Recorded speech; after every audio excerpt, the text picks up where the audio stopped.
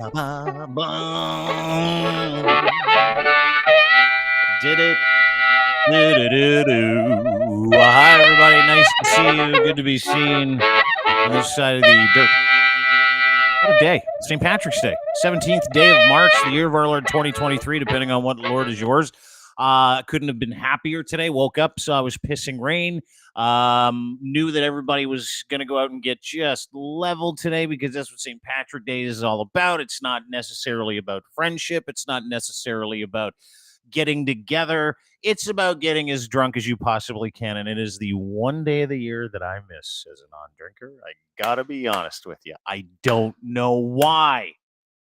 It's just one of those things, like a weird trigger. Every time it's like St. Patrick's Day, I'm like, oh yeah, I remember that. But what I like to do is I like to equate the next day's hangover to the reason why I'm not going out today.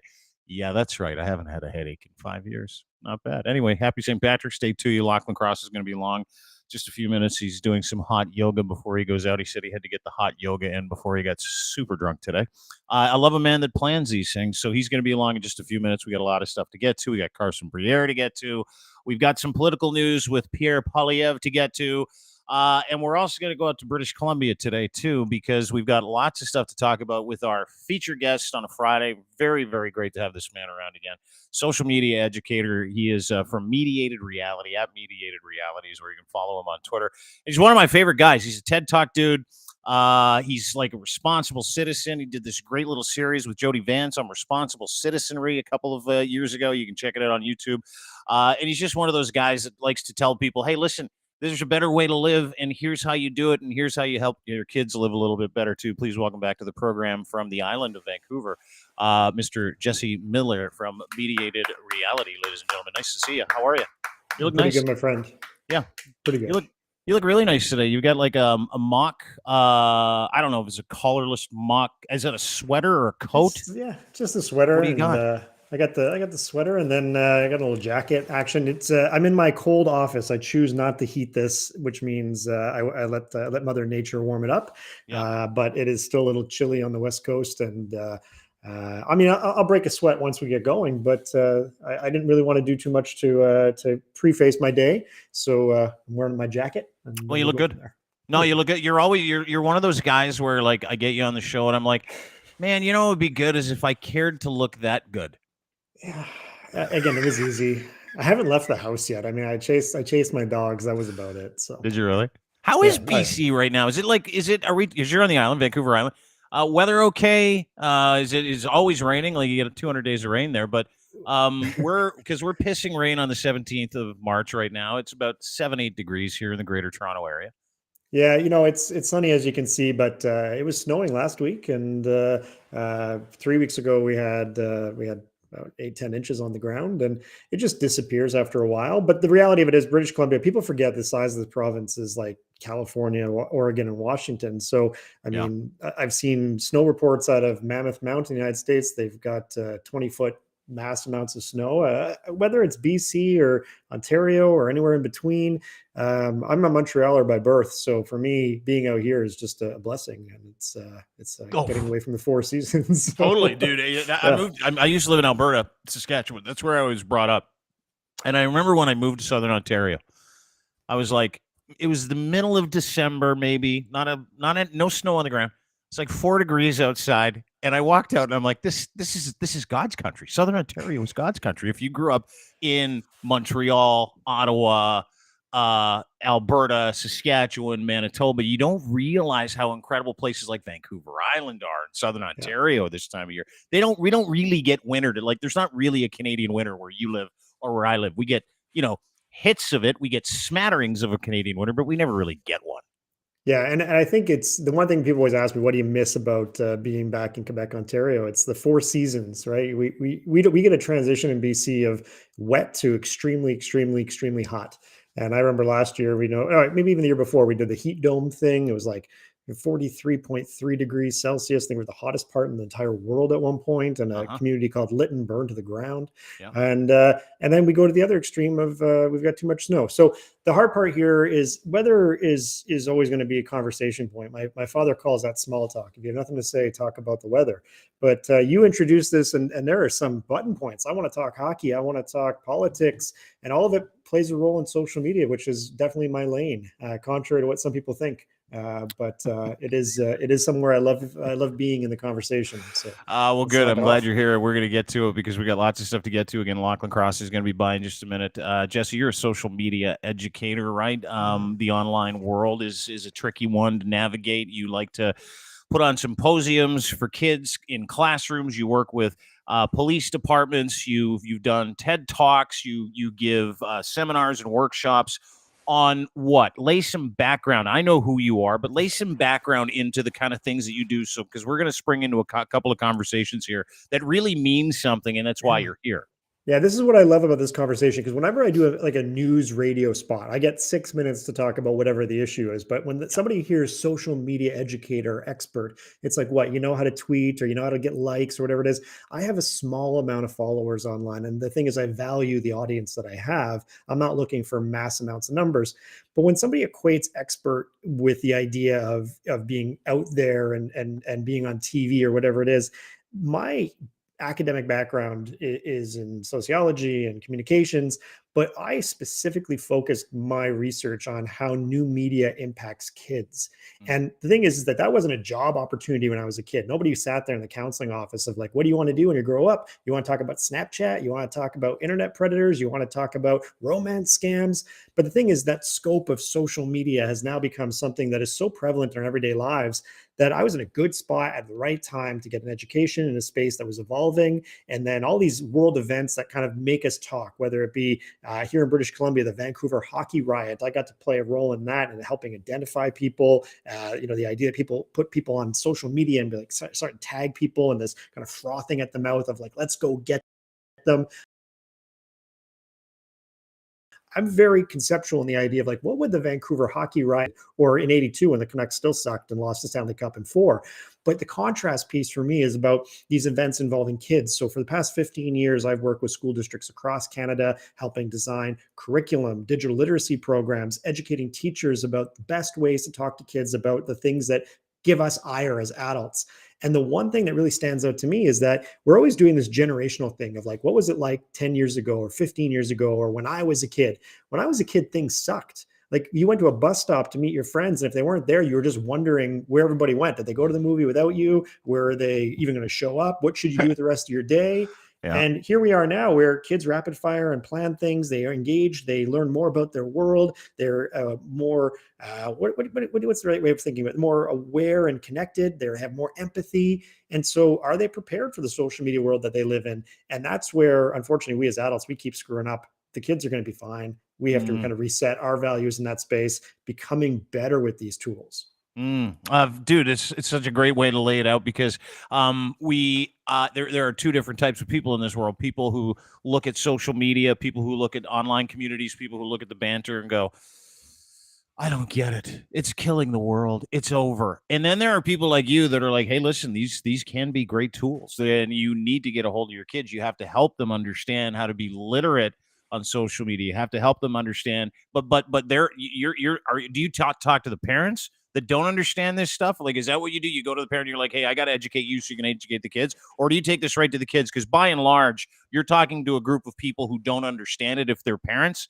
They're going, hey, listen, you can tell me what I need to tell these kids, but like, I just think it's the devil. Yeah, a couple of notes. I mean, I get the benefit of working with inside the school, getting invited as a guest with the school district, and then they host these parent or public events where the community can come in. And sometimes that's, visiting a very small community that relies on the internet for the purpose of, growing their community out. And maybe they're having some internal issues within the community. They just don't want necessarily plastered all across Facebook. But when I work with parents, it's like, parents come in and say, I'm worried about screen time. I'm worried about the developing brain. I'm worried about my kid and, violent video games and whether or not they're going to become violent and go and shoot up a school. And the contrast piece here is that, with kids will tell you everything about social media. They're eager to tell you about what they do. They're eager to tell you about their experiences online. And when you seem like a trusted adult who can come in and kind of meet them on their level, you learn a lot about where kids are. And kids usually button up. They kind of go silent when it comes to parents saying, oh, I don't get this, or I heard that TikTok was bad, or you keep playing that stupid video game and I expect you to go outside and play hockey. And the thing of it is that we somewhat project our wants to our kids in a negative way in that space.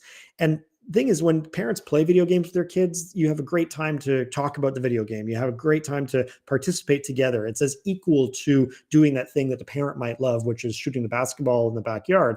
But each kid's going to be different. So within these spaces, we hear about kids' stories, and obviously the scary ones are the scary ones, and we need more resources and tools and enforcement places to really address those issues. But now we're also in that stage too, where parents who are now having children are old enough to remember when they got on social media, when they started getting into that internet space as a young person. And so they're more adept, more aware. But within that, the boomer generation is active on Facebook. We know that. And they use it as a space to just spew racism and opinion. But the scary thing with kids is that they are navigating a world that really doesn't have any boundaries. And so when parents come in and say things like, well, I prescribe the website my kid should go to, or I prescribe the time, kids can find any of this in any space. And when it comes to the reality of being connected to the internet, it's ubiquitous. It's not going away. And parents need to be better prepared to really parent in the 21st century as opposed to the 20th. Yeah, that's a great point too, because we're at that point now where parents, as you point out, a lot of them are on Facebook. I laugh every time my dad puts an emoji in a text. By the way, it makes me giggle. He's 72. I'm like, dude, found emojis at 70. That's incredible. But kids like my kids are far more savvy on social media because they understand that the things they do in real life are not those things. They understand that those things can affect their real life the way they act on social media. Whereas dummies like us, boomers like me, certain people in my demo in the 40 to 50-year-old range that didn't grow up with this tech or didn't have it at their hands at a young age, they just motor right past real life into social media. Case in point, Jody Vance's stalker, who I found out was also your stalker. Now, that's an adult that decided that the way he acted in the world is the way he's going to act on social media. And it brings up a decent point. My kids know that you can't threaten people on social media, all of them. All of them understand that you can't do these things. Whereas grown-ass men and women that are hair trigger and have emotional issues or have a whole bunch of other shit going on, they either don't care or they think it's the internet. No one's coming for me. Well, that's not true, because someone came for a gentleman this last month, I believe, and you were involved in this. This is just the headline. Vancouver broadcaster Jody Vance's harasser was sentenced. This went on forever, and I'm going to get to you in a second. These are just the short strokes.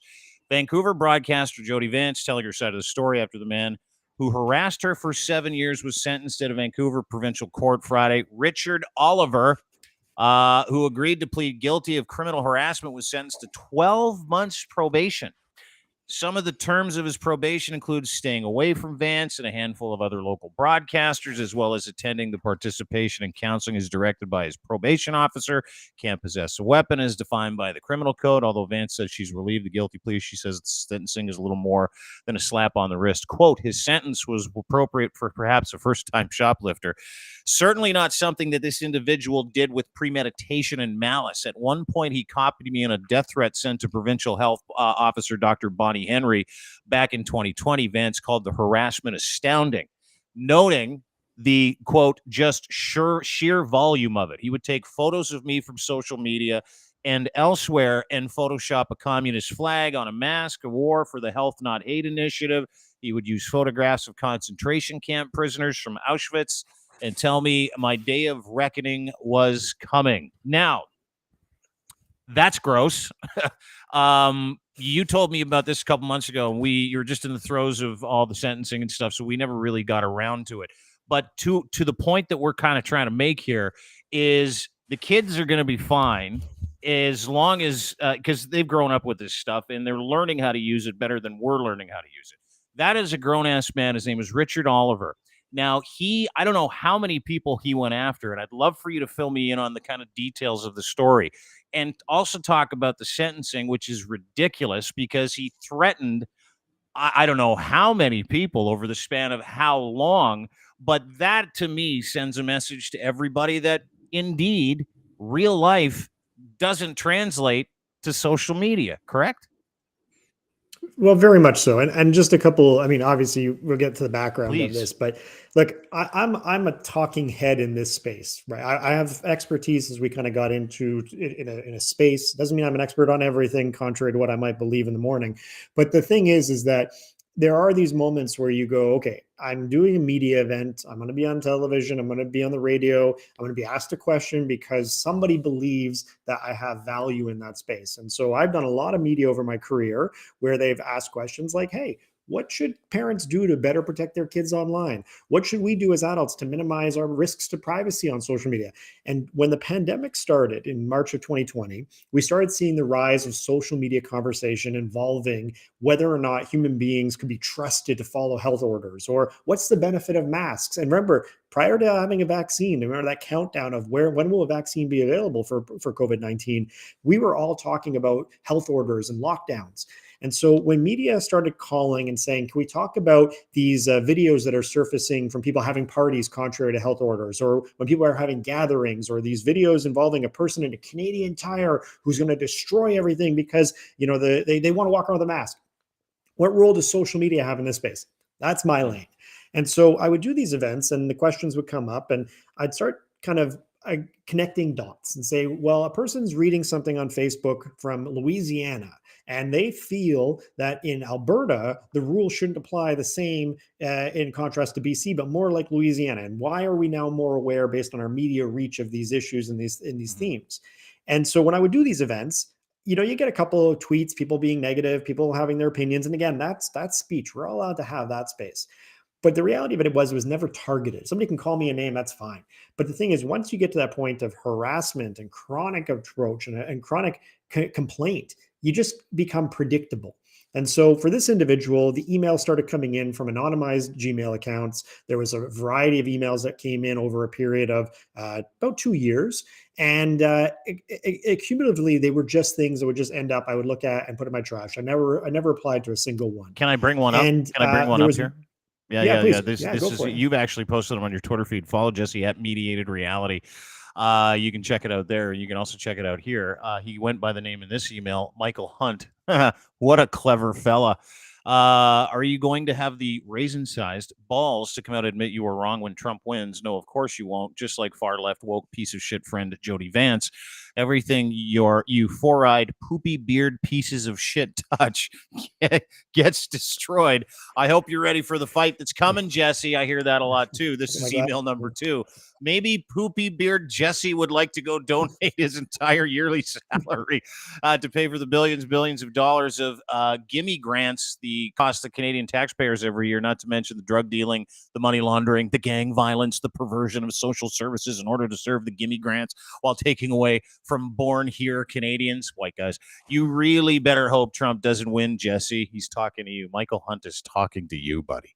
You really better hope Trump doesn't win, Jesse. And you and your far left woke ilk are going to be eviscerated. I bet you were scared. Yeah, enough not to reply to anything. To be honest with you, these continued for a variety of a period of time, and I have my own political opinions. Thing is my political opinion when it is about who I'm voting for, that's my business. I can tell you, but again, that's my business. But I don't have a horse in the race when it comes to the American election because I'm not an American citizen. So within that, when I think about the reason why somebody's reaching out to me, if I put together a comparison and say, there are Canadians who are fueled by American media rhetoric and believing that, let's say, Prime Minister Trudeau has a 4-year ultimate kind of power control over Canada because in a minority government, the government cannot collapse tomorrow, apparently. It's just one of those things where you're going, do people understand how the Canadian political system works? This guy, that wasn't the issue. He just wanted to lean into what he valued, which is Trump politics. So within that, I had no argument with him. I had no reason to get into a conversation with him. He egged me on to reply to him, and he would offer me money, and I don't care. It's not something that would really make me go, this is something I want to participate in, other than if you don't like what I'm saying, change the radio dial. Get mad at them for having me on the air. That's their choice. And I get to decide if I want to participate. I'm not being paid for this. So in that space, when you start receiving those emails, you just decide, is this worth my time? And I think we've all had that moment on the internet where you say, should I reply to the comment? Should I comment on my uncle's ranting and raving on social media? Or should I just sit there and go, let it go? And that's not my business. Here's the concern. That's his bullshit, right? Like I say that all the time when I see it online. There's times, the For You portion of Twitter, because Elon cooked the algorithm and he wants us all to get triggered. So he's got For You, which is basically the trigger column. Hey, you want to get triggered? Go and look at For You. Or show sensitive replies. Like those are the ones that get me too. I'm like, let's just see if they get mad at my beard. The old poopy beard. No, but my point is that there are times when I look at something and it's designed that way. The algorithm's designed that way for you to look at a tweet from somebody in another province, country, city, whatever, and go, you know what? I feel like I have to say something. And it takes legitimate willpower sometimes for me to go, nope, not my lane. I'm not interested. Okay. So Dean, the thing that gets me is that as a public speaker, like I'll stand in front of an audience of thousands traditionally, and I'll do these events for professional development where people will have the benefit and ability to critique me after the fact in a professional way. So they're asked things like, did the speaker give you enough information that you felt this event was worth your time? And I'm used to having very well-received events. And that's the thing, is I'm very employable in that space. I do a lot of conferences prior to COVID that really had me traveling around the world. And the one thing that really stands out to me is critique. You have to value critique in the spaces that you sit there and say, here's where I can learn from this. And so if I do an event, let's say with 1,000 people and 999 people give me rave reviews, but one person says, here's what I didn't learn from this person. Here's where I wanted more. Here's where I could have benefited. And here's where the speaker could have benefited from considering the audience. If that person gives me honest feedback, puts their name next to it, and shows me the path I could take, I'm going to take that with earnest. I'm going to use it as an ability to make myself as an educator better. But the thing is, when somebody just says, or they're full of themselves or narcissistic or ego, whatever, if they don't put their name down to it, or they just kind of throw some whatever out at me, that's them using that platform to be able to vent. And so I want to take those opportunities to think, what's the value of the audience? And for this guy to sit there and send me all this email crap, there was no value to it until I saw a concern. The red flag that stood out to me was the person's ability to not necessarily be monitored, or to really kind of think about the assessment needs of how far down the rabbit hole is this guy going to go when it comes to constantly targeting people based on their ire. And that's where those red flags get into my professional space, which is threat assessment. I do a lot of work in threat assessment, looking at what are the person's capabilities? Why is a person saying this on social media, especially when it comes to kids? We do these events where individuals say, okay, I'm going to bring a knife to school or a gun to school. Is that person capable of doing that? And that's where school districts really do rely on open source investigations like I provide. So he came after the wrong guy. This is what you're saying. Is it? He came after a dude that not only knows the space. Lachlan Cross joins us live from Hot Yoga, but he came after you to the point where you're like, okay, you eat it for how long? A year and a half? At what point do you go, now I need to get involved? Now I need to go, because you did partake in and help investigate the gentleman who was charged and sentenced for harassing Jody Vance, and how many other reporters? Like, how many other people were involved in this? So there are a total of, I believe, 4 to 5 people who there are extended no contact orders, but there's only one person where the charge of criminal harassment applies, and that's Jody Vance. Now, Jody was the one who bore the brunt of that for a period of estimation about 7 years. But the thing is that over 7 years, this guy went after her for 7 years. Yeah, and I think as a freelance, journalist, where she traditionally would be employed by a network, she was doing a number of events for Chorus Radio. She was doing a number of events for Global. She's now employed by Czech. She has a show, Steele and Vance. But the thing is, if we remember Jody Vance from the days of Sportsnet, that's where she was. She was a sports broadcaster, and in that space, she was employed by a media conglomerate that would offer some form of protection. She, in this space, was filling in as a guest host. So I would do a number of shows on Chorus Radio, and it doesn't matter which show the person was listening to. If they heard my voice, they would start sending messages. They did the exact same thing to Jody. So in that, there are journalists who are employed by a variety of news agencies, but there's also a professor from university. Myself, I work for a university as well. So in those kind of spaces of being invited as a guest, this is where their ire was like, oh, this is just an academic and I'm going to kind of bully them into whatever I believe to be right. Mm-hmm, mm-hmm. And so you decide to get involved when? Because like this is not, again, he picked on the wrong guy, probably had no idea that he had resources. Oh, I heard Jody bring you up in an interview the other day. Yeah. Oh, so did I. Yeah. Yeah. And she's definitely celebrating me well in that space. Now, here's the thing. With the idea of helping with the investigation, I actually got to the point where when one of the emails came in and I said, that one's interesting because they targeted me, but they tagged Dr. Bonnie Henry, who is the British Columbia Health Authority doctor. This was you're going to be eviscerated. You're going to hang from the legislation. We're going to fill you with vaccine poison.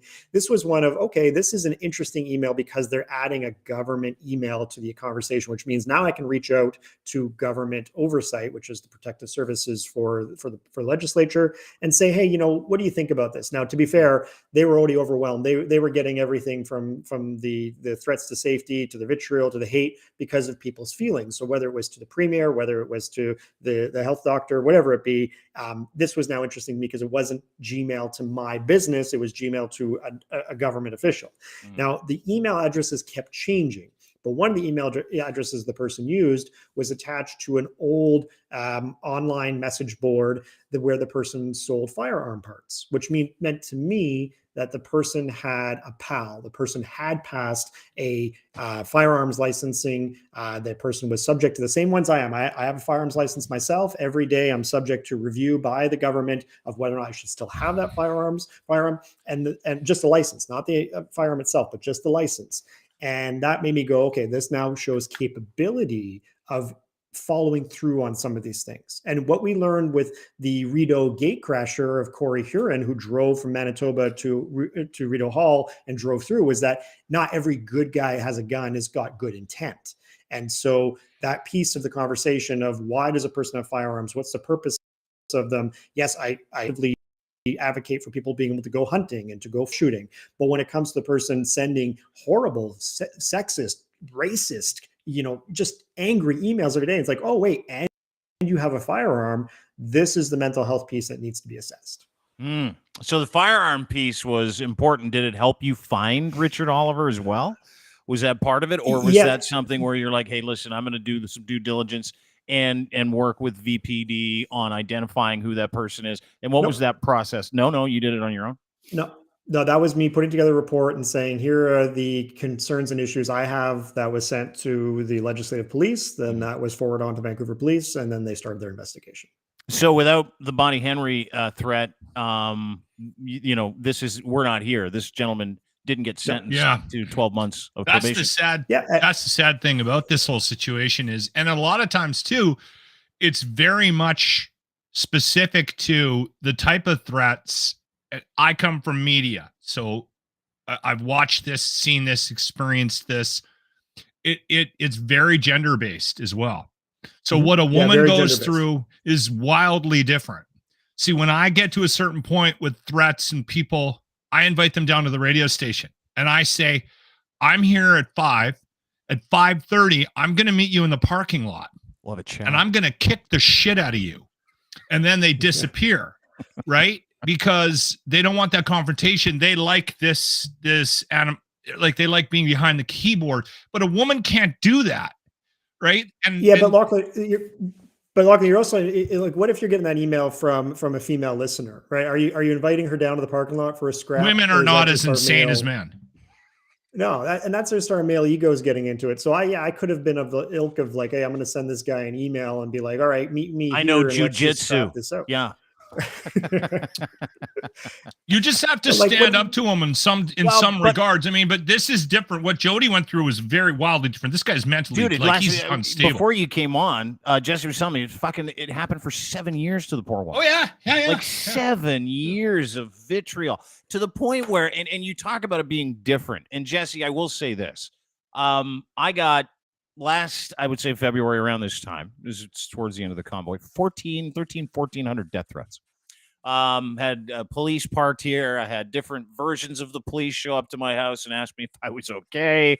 I was being impersonated in terms of people saying, I'm Dean Blundell and I'm going to come there and shoot you. Like, it was on and on and on and on and on. Never ended. It was incredible. People were threatening other people as Dean Blundell. Me. Yeah. That's the one I enjoyed the most. Yeah, that's the one I like the least, actually, because most people showed up to my house for that talk. But my point is this: is that I didn't say a word, and the reason why I didn't say a word is because I come from that school of I'm a dude. Number one, I don't have events I go to, unlike Jody Vance. She goes to events. And when I say I'm a dude, I don't mean that in a misogynist way. But my stupid brain is like, that guy's full of shit. You know what I mean? Like, I've been dealing with this for so long that it's like, but we live in a different time, and the temperature is very, very, very different, right, for men and for women. And I can't speak to 7 years of this stuff because that was like a blip on the screen for me. It was like 3-4 months. Sure, I get some people that call me names, and sure, I get people that threaten me and tell me stuff like, we won't be there for you when it's over. I can't wait until you get hung in the Nuremberg trials, like all that shit. Sure.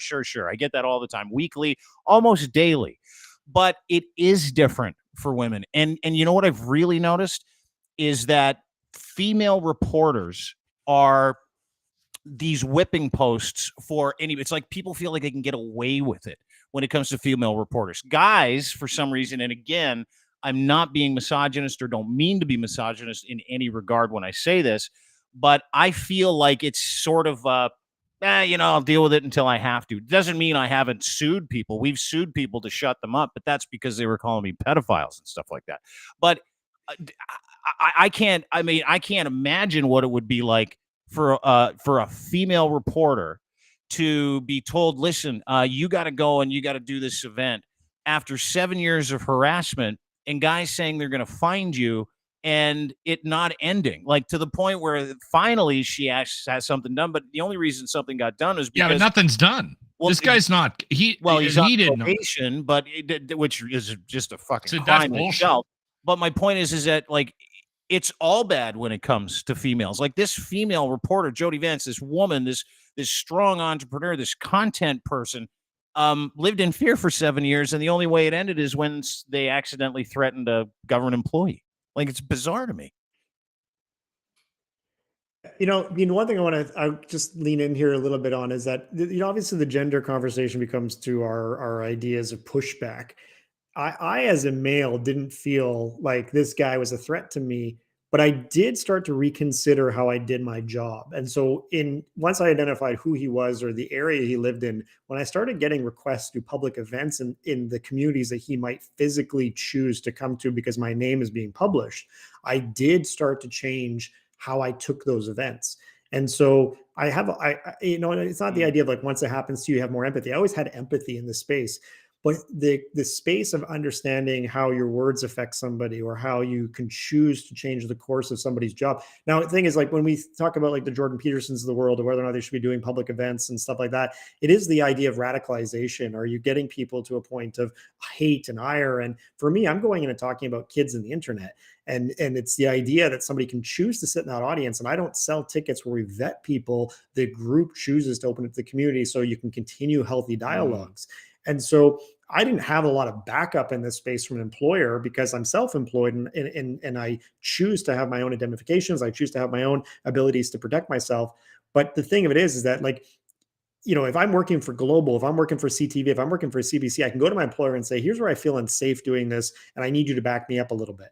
I didn't have that. So I could choose to go on the radio and continue kind of having these opinions and talking about something.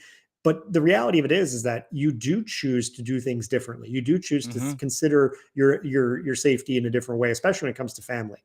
So for me, taking these steps wasn't about the idea of, I'm coming in to save the day. It was, I don't like how this makes me feel. Now I'm going to compare some notes. So I reached out to Jody. I reached out to a couple of the other broadcasters who were impacted. And I said, are you getting these emails as well? And they're like, yeah, we've been getting them for a long time. Our employer just says, put them in the trash. That person's not going to come and show up at the studio.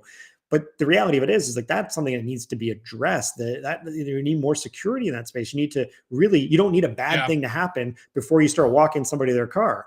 And this part here, the virtual piece, was that we were all working from home anyway. So what are the threats to safety? Somebody doesn't know my address. They don't know how to get to my residence. I take those steps to protect it. But the thing for Jody was that she said, hey, as a single parent, I had to go and educate my child's school. I had to take these steps to go further because of now what I now know is a real thing in my life.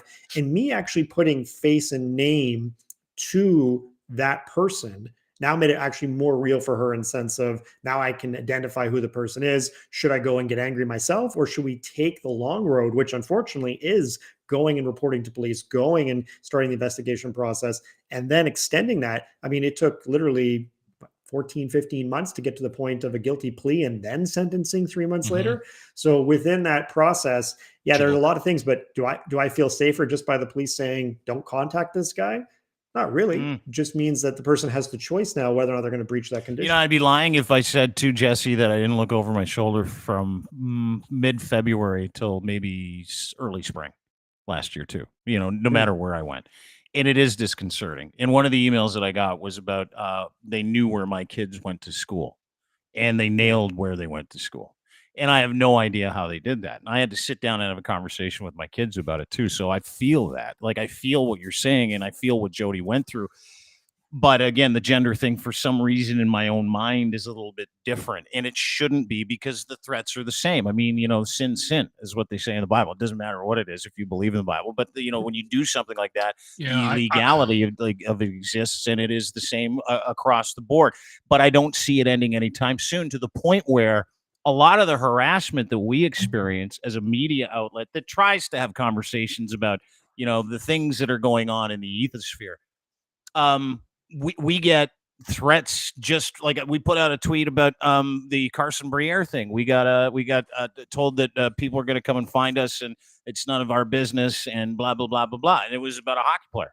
Like, it had nothing to do with culture. Nothing. Like, we just live in a time where people think, you know what, I want to make you feel fear. I want to make you feel fear because I don't like you, or I get a charge out of it. You know, but why? I don't see it ending. We talked about this, soon. Dean. We know why. Because it works. Because it works. Because we start to sit there and think about things coming out of our mouths because of threats, because of emails, because of criticism, and they have access to us. They're right there all the time. And that's, you and I have talked about that. Yeah. And it's part of the downfall of terrestrial radio. It's constant criticism. Everyone's overthinking what's coming at them. Yeah. And it's not just you. It's not just you sitting here behind this mic. It's your bosses. It's the people that pay you. They're sitting there going, ooh, hold on. Should we be talking about COVID on the air? Hold on. Should we be talking about Trump? We got a couple of nasty emails. Well, what's this 15-minute city? Why is Locke getting emails about 15-minute cities? Hold on. Why did the Little Persons Society of South Africa contact us this week? What happened? Should we stop using the word midget on the air? Like, I mean, Probably. there is that constant barrage, right, that we get, and it's always surrounding us every day. Make you question yourself. Make you stop. And the reason why, and I keep saying, you got to stop letting them win. You got to stop letting them have an impact on you. But because what it's doing is it's killing this business. It's killing it. Oh, dude, it's preventing people from talking. It's preventing normal conversations, discourse. It's killing traditional media. Tune on any television station that handles the news. They don't report Milk it. Toast. There's no opinions anymore. Everyone is scared shitless to say anything that's going to upset anybody. But let me ask you this, Jesse. Does it... this kind of harassment that is so prevalent now, that you're talking about this Jody Vance thing, and you see the probation sentencing for 12 months, and he's got to check in, but really, I mean, he didn't get sentenced. He didn't get penalized, if you ask me. It's Jody Vance. Didn't that also send a message that, you know what, we're not willing to really do anything about online harassment in British Columbia? I mean, we got to keep in mind here, it's federal, right? So it's a plea agreement is basically looking at the benefit of, like, we don't want to send people to jail and lock them away. I think we can agree in Canada that we're looking at the best end result for a human being who's made a mistake. And the thing is that when the mistake is chronic and it applies to mental health, we want that to be the mental health assessment. There's no benefit of locking the person and throwing away the keys. You create more problems long-term with children and families and everything else. I'm a big believer that human beings can make mistakes, and you can go through a process where you start to learn empathy, understanding, and then move yourself into a better space because of the tools that you're given to start with. The hard part here is our correction system isn't about the idea of let's throw away the person and never have to talk to them again. I want restitution in the sense of the person evolving and becoming a better understander of their behavior and how it affects other people, because we don't, as taxpayers, want to have that person as a liability for the next 30, 40 you're a years better of their person life. than me. I want to see them fucking tasered in the Dean, square. I know, Dean, I know that. No, that was Lachlan. That wasn't me. Sorry, Lachlan. I know that in that sense, in the sense of that part of me is very empathetic, because I've learned from my own personal mistakes in life where I've been able to get that benefit of person showing understanding. I mean, understanding forgiveness, and when you make a mistake, or even a good friend who's like, you know what, you really kind of pissed me off there, and I could have chosen to throw you away, but here's where the value of you, and I see the value of you beyond your own actions. And so in this instance, that person never really negatively impacted me, except for this idea of their email and their ire. And my concern in that space wasn't about Jody. I wasn't trying to save the day for her. It was, if this person is accessing firearms, what happens when they decide to take that ire towards a community event or a public event or whatever it be? And if we look at these major events in Canada where firearms play a role, I very much am concerned about the connections that exist with kids and violence, or the idea of incels, and where, you know, their ire towards women becomes radicalized. And it's not a guy who can't rent a van in Toronto anymore. It's the guy who rents a van and drives it through the streets of Toronto and kills people because somewhere along the line, someone didn't care enough to consider whether or not this person would be a threat. And so in that process, that space, me seeing that red flag, me choosing to act on that, isn't the idea of like, hey, it was just this one thing. It was a series of combinations for me based on my professional experience. And that's where, when we take this next step of like, what does it mean for people to go through a process? He's in a plea agreement. He can't talk to me for a year. After that, yeah, I can always go back to court if that's the case, if that breaches. But in that, the criminal harassment has applied to Jody. That was her personal experience, and that's her story to tell. But she advocates for me and saying, without this person's expertise, without this person caring, we wouldn't be here. And I'm very, very happy that that's how she feels today, because it can go another way. It can go, this person cares about me, but police don't. All the pieces that were supposed to come together did. And that's really important. Yeah, no, it is. That's You're a better man than both of us, by the way. Well, I mean, it's an interesting perspective. We just had a 16-year-old kill 2 police officers in Edmonton yesterday. Yesterday morning, right? And I don't know what the story is, but they were called to a domestic dispute, and they showed up, and before they even got into the apartment, both of them were shot and killed. 16-year-old kid turned the gun on himself, killed himself, and before doing that, he had hurt his mom so bad she's in the hospital right now. So we got a 30-year-old and a 35-year-old police officer, one of them married with a kid on the way, dead, and another one that just starting his life, right? Like, and again, I don't know what the situation was, but it's a 16-year-old kid, and that you bring up an interesting point when you say, you know, at what point do you need to step in, and how much impact can you have on somebody's life if you can stop sort of this cycle, right? Yeah, and I think when we think about these kind of stories of where our public call out is, we respond to it because in policing, I mean, many people have opinions on policing that I'm not going to get into, but the idea the police were there is because we trust them with the service of going to these calls that we require in our communities to keep them safer. But the thing is, I go back to the Humboldt bus crash as a reference point. There are obviously families that their entire expectations for the way their lives are going to unfold change in that moment. But I look at the families that chose forgiveness, the ones who reached out to the driver and said, we know you didn't intend. We know that this idea of incarceration or deportation of Canada wasn't what you were aiming for that day. And here's where we choose to forgive you for the loss of our child, and hope that we can support whatever it is of you moving forward to become the person who can make your error better in this world, but also let's challenge the people who didn't give you enough time to become the best bus driver possible or a truck driver possible. Who, the person who made you work extra because that thing had to go from Calgary to Winnipeg as fast as it possibly could. Like, what are wrong with our systems that cause this to happen? Is it the person who put the red light in place, or the person who didn't make it a set light? Where are all the problems? And let's not just get angry at one human. So in that, should I be mad at Google for giving this guy a Gmail? No. Should I be mad at the idea that he could send an email to me because I put it out there as a part of my business? No. What is it about the systems that are failing? And so the thing is, I know as a firearms license holder, I am subject to search every day based on having that. Police can come in my home if they choose to, based on a concern. I put myself in that space and I agree to it because I choose to have a firearms license. But in that, when somebody sits there and says, not out of my cold dead hand, you're forgetting you're Canadian. Our rules aren't applicable that way. So when you're going and sending emails and saying, hey, you're going to be eviscerated, I'm going to hang you from the legislature, that is a concern for me as a citizen who agrees to the rules that we have in place. Yeah, but there are consequences there too. Like, in terms of forgiveness, I think it's admirable. But dude, we just also watched some American guy go to Sarnia, across the border in Sarnia, sit at a Tim Hortons, and send a bunch of threats that he was going to kill Justin Trudeau. I don't know if you guys read that. He got arrested the other day. And I mean, again, it is nice that you are willing to forgive, but also there has to be some consequences that are outside of, and I'm not saying throw the guy in jail forever, but as part of his plea deal, this gentleman that you're talking about, Richard Oliver, who is the subject of threats to you and to Jody Vance for 7 years.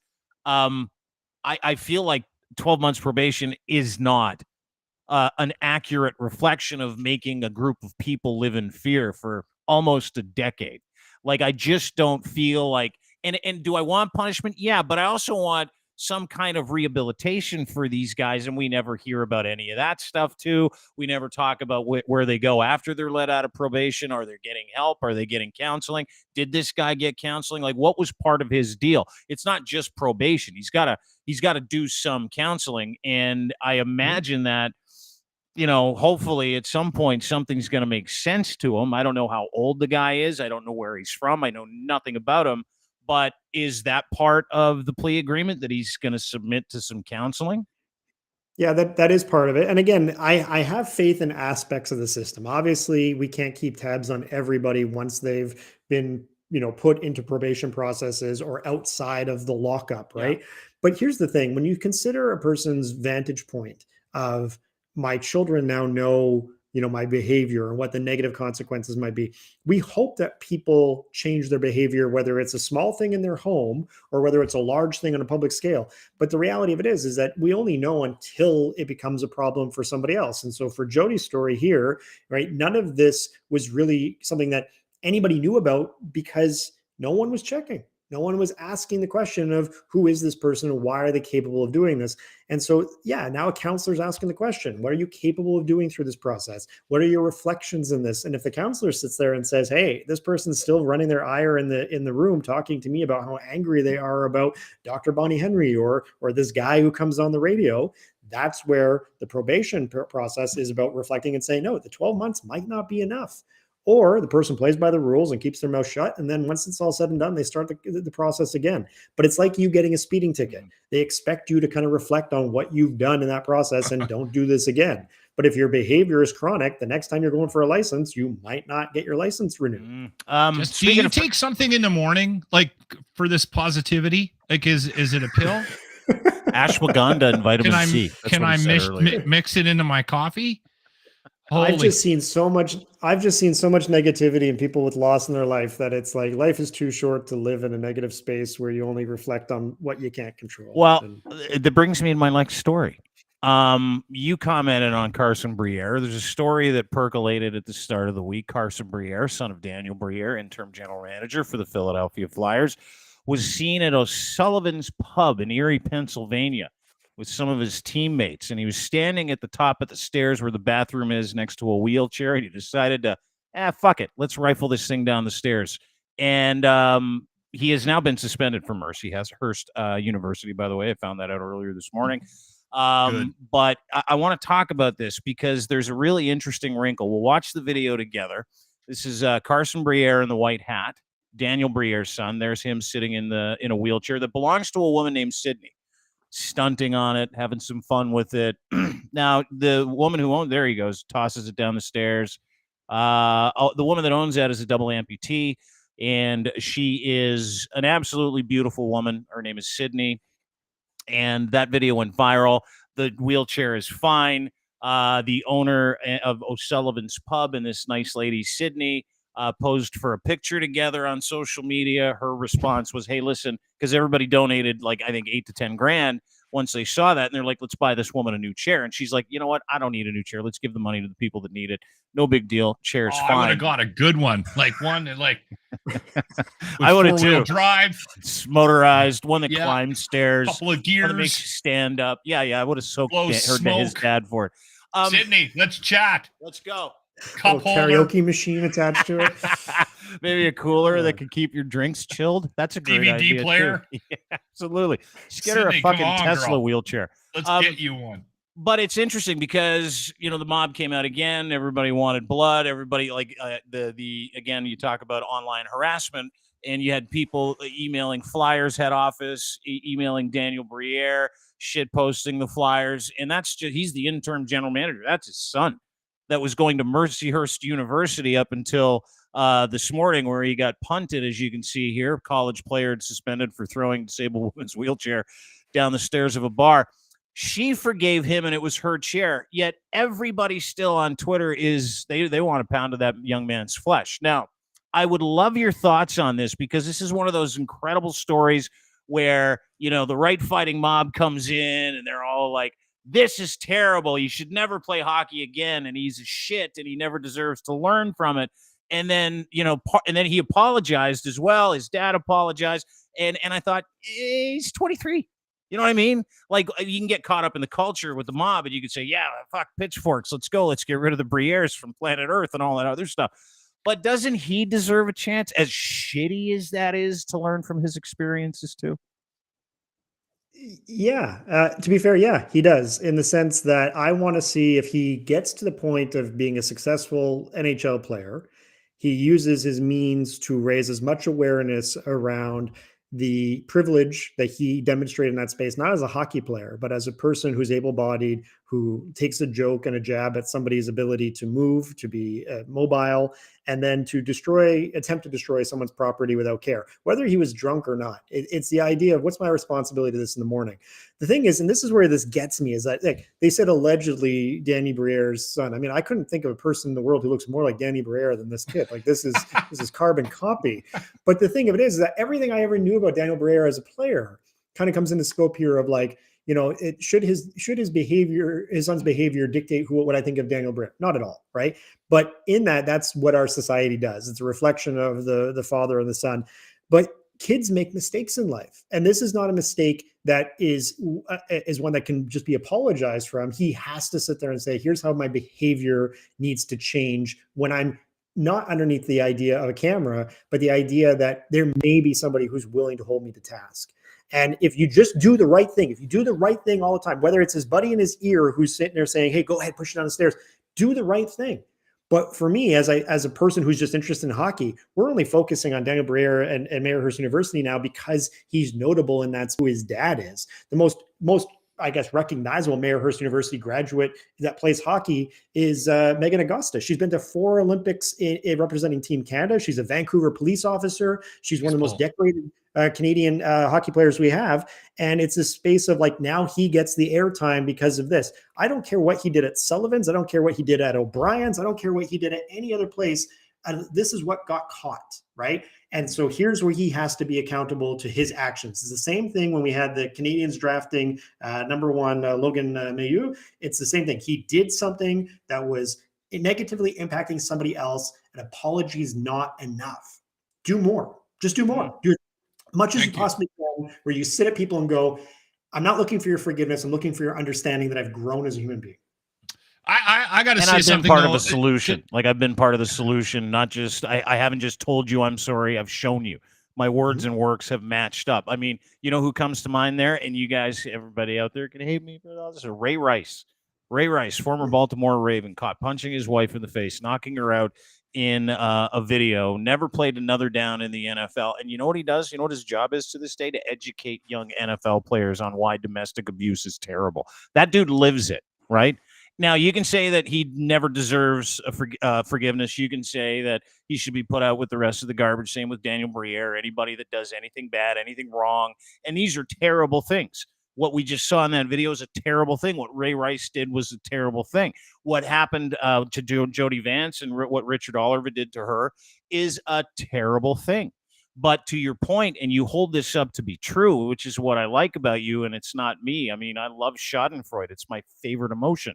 So what you hold up to be true is, hey, listen, there's a better way to deal with these people. And when you look at it on social media, there's only one way to deal with this kind of stuff. And it's like, no, we're not going to stop pestering. We're not going to stop emailing. We're not going to stop tweeting until the mob gets what it wants. And it happens all the time. And that is a very valid thing. Until the mob gets what it wants is seems to be the euphoria of the mob, as opposed to the person's not going to disappear. So how do you want them to participate in your community? What is the benefit of them showing that they can be rehabilitated as a person who learns a different viewpoint or learns a different behavior? I don't condone, like we celebrate, musicians or actors after they've done something horrible, but we always kind of have that caveat now of like, well, you have to remember when. I don't necessarily think that it's important to bring up their specific past as a negative incident. But if you can sit there and say, hey, I've done 20 years of really good work in my community, I still embrace that person who made the mistake and hold that person accountable in my everyday life, because I look in the mirror and I still see that kid, that person who made that choice in that moment. That whole piece there of forgiveness stands out to me, because the majority of people who say, yeah, I forgive you, never really have been hurt in a way that forgiveness is necessary. Giving forgiveness is one of the most important things a person can do, but you really have to be able to say, here's how I'm not going to let this impact me any further in a negative way where it becomes a detriment. And I think that's a hard thing for a majority of people to say, unless you've gone through something that requires forgiveness. But for this incident here, pushing the wheelchair down, is it that he's not considerate to people in wheelchairs? I'm sure he's held doors open for people who have been on crutches. I'm sure he's done that for a teammate. He might be a shithead. I got to step in here. He might be. Yeah, that's the thing that I have a hard time with here. I love your attitude. I really do. And I wish I was drinking whatever you're drinking, but I've just met too many people that are just cocks, and they wake up a cock. They go to bed a cock. They were a cock when they were 9. They were a cock when they were 18. They're still a cock at work. And you're not going to change that. God love you. God love you. God love you that you have this attitude. I see that kid, and I see a privileged shithead hockey player that I've seen 100 times before. And he just, he's just waiting for this to end so he can go back to drinking in bars and being a dick. Mm-hmm. Like, I'm sorry. But we're unless we as a society give a person the chance to prove us wrong, we're always going to be in that space of get rid of them, lock them up. And then we're also going to be complaining about how much it costs to get rid of them and to lock them up. I don't know where in our society we go when we cancel everybody for every negative impact. I understand the responsibility when it comes to the person being directly and fully aware of their capability of being sexist, horrible, racist, whatever it be. But when it comes to a person saying, I didn't know, there could be a different path, it means that somebody didn't take the time to give them the care or consideration to be better. This kid aside, he comes from privilege. We recognize that. But at the end of the day, I don't necessarily believe that he is a person who's going to commit the same, obviously egregious act. But will he look over his shoulder to see if a camera's paying attention to him? Of course. Do we want more of that in the world for people who act with impunity? Yes, we do. But when I go into a bank vestibule to take out money, I don't give a shit that there's a camera there because I'm not looking to commit a crime. The reality of the majority of these incidents in our connected world is that people are doing these things and forgetting that every single person has the ability to put something on the internet and say, look at this shitty behavior. The more that people are held accountable in that space, they either become one of two things. The person who doesn't give a shit and says, hey, I'm going to still be shitty. You can record me and go ahead, put me all over the internet. That's that entitlement, then getting into that space.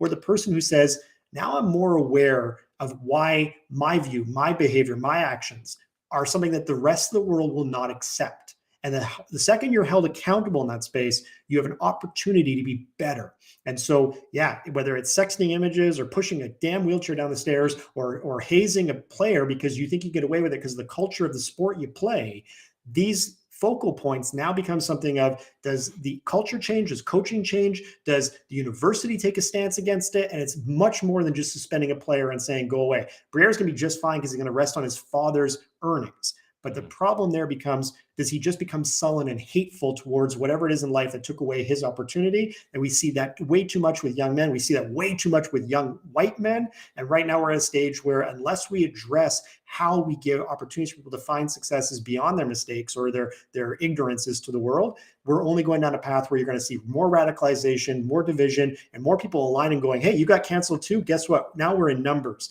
And those numbers become people who say, let's lift up tiki torches, let's go pitchforks, and let's burn down the people who think that our opinion is wrong. And that left woke bullshit that guy sent me, all that stuff of like, we're gonna get you, the fight is coming, it's gonna be biblical. Okay, but what fight are you looking for? Is it your version or mine, or is it middle ground? And I'm much happier in middle ground. Yeah, especially with that poopy beard of yours. Yeah, well, I just got to dye it a little bit. I don't know, grow it out. I like what Lachlan's going on. I like that. I can't do this enough. That's full diarrhea. My daughter told me I look like a goat. Yeah, you do. You look like an old Billy goat. Jesse Miller is our guest, mediated reality, name of his company, Social Media Educator. We're talking about taking the high road when no one else does. We're also talking about accountability and the fact that sometimes accountability comes in many different forms. You know what I love? I love one saying, and I'll let you go with this, Jesse, because I know you're busy. You got to get your kids, and really appreciate you doing this. But someone, my friend Mark Borey sent me this great meme once, and it was after I think it was after the emergency order came out. The meme was simply titled, "The dildo of consequence rarely arrives lubed." I like that. Yeah. Can you send that to me? It's good.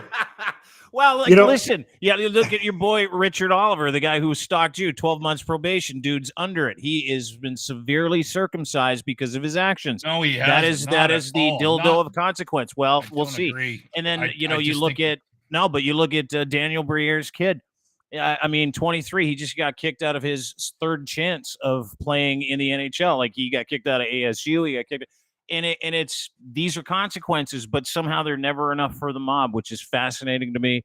Always has been. It's just we live in a time when consequences, specifically for the things we do, are only consequences if you get caught doing them and if someone puts it on social media, right? That's really the world that we live in now. It can be, and context is important. Like if I sit around a table and I play cards with my buddies, I think we all have an understanding, agreement of who we are in that space and the way we can treat each other. And, I've got a diverse group of friends. We all kind of get to that point of taking shots of each other because of what we bring to the table. But if one of them were to record it and put it on the internet, I'd be eviscerated in the public sphere because I'm not professional 24 hours a day. But what does that mean? Does that mean I want to come to your poker nights? That's what it means. Yeah, but I've got friends who are in professional capacities in public spaces, and the thing is that at what point are people allowed to be able to kind of say something without that fear of it going viral? And the hard part here is that when I look at that video from Briere, I've been in that situation at the top of the stairs at a bar with my friends having drinks. But would it have ever come to my mindset to push a wheelchair down a flight of stairs? That's the point I want to make, is that sometimes there's just cocks out there. Like that's and I guess you see a possibility of fixing it, and I see just like that guy's going to be a problem when he's 33. He's going to be a problem when he's 43. Yeah, and again, there's that point of now at 23 when this is the focal point for him. Does he become a better human 20 years from now? And are we happy that this happened now compared to when he's 43? And then there's just a roadmap of all of his destruction.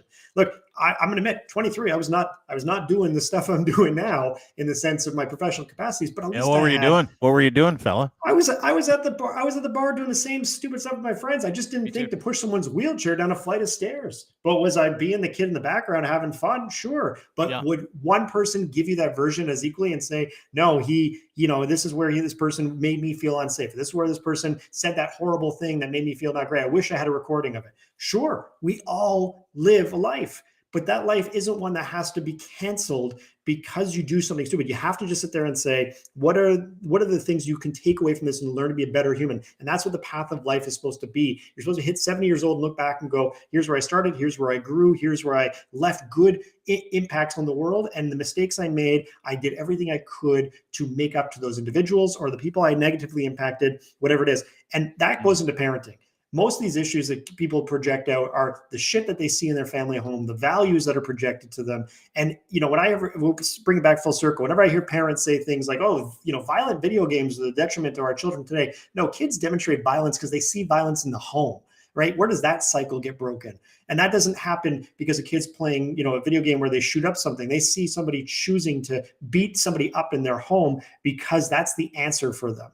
And so to Lachlan's point of the 16-year-old kid, what did that kid experience in that home that made them decide to grab a firearm and shoot 2 police officers?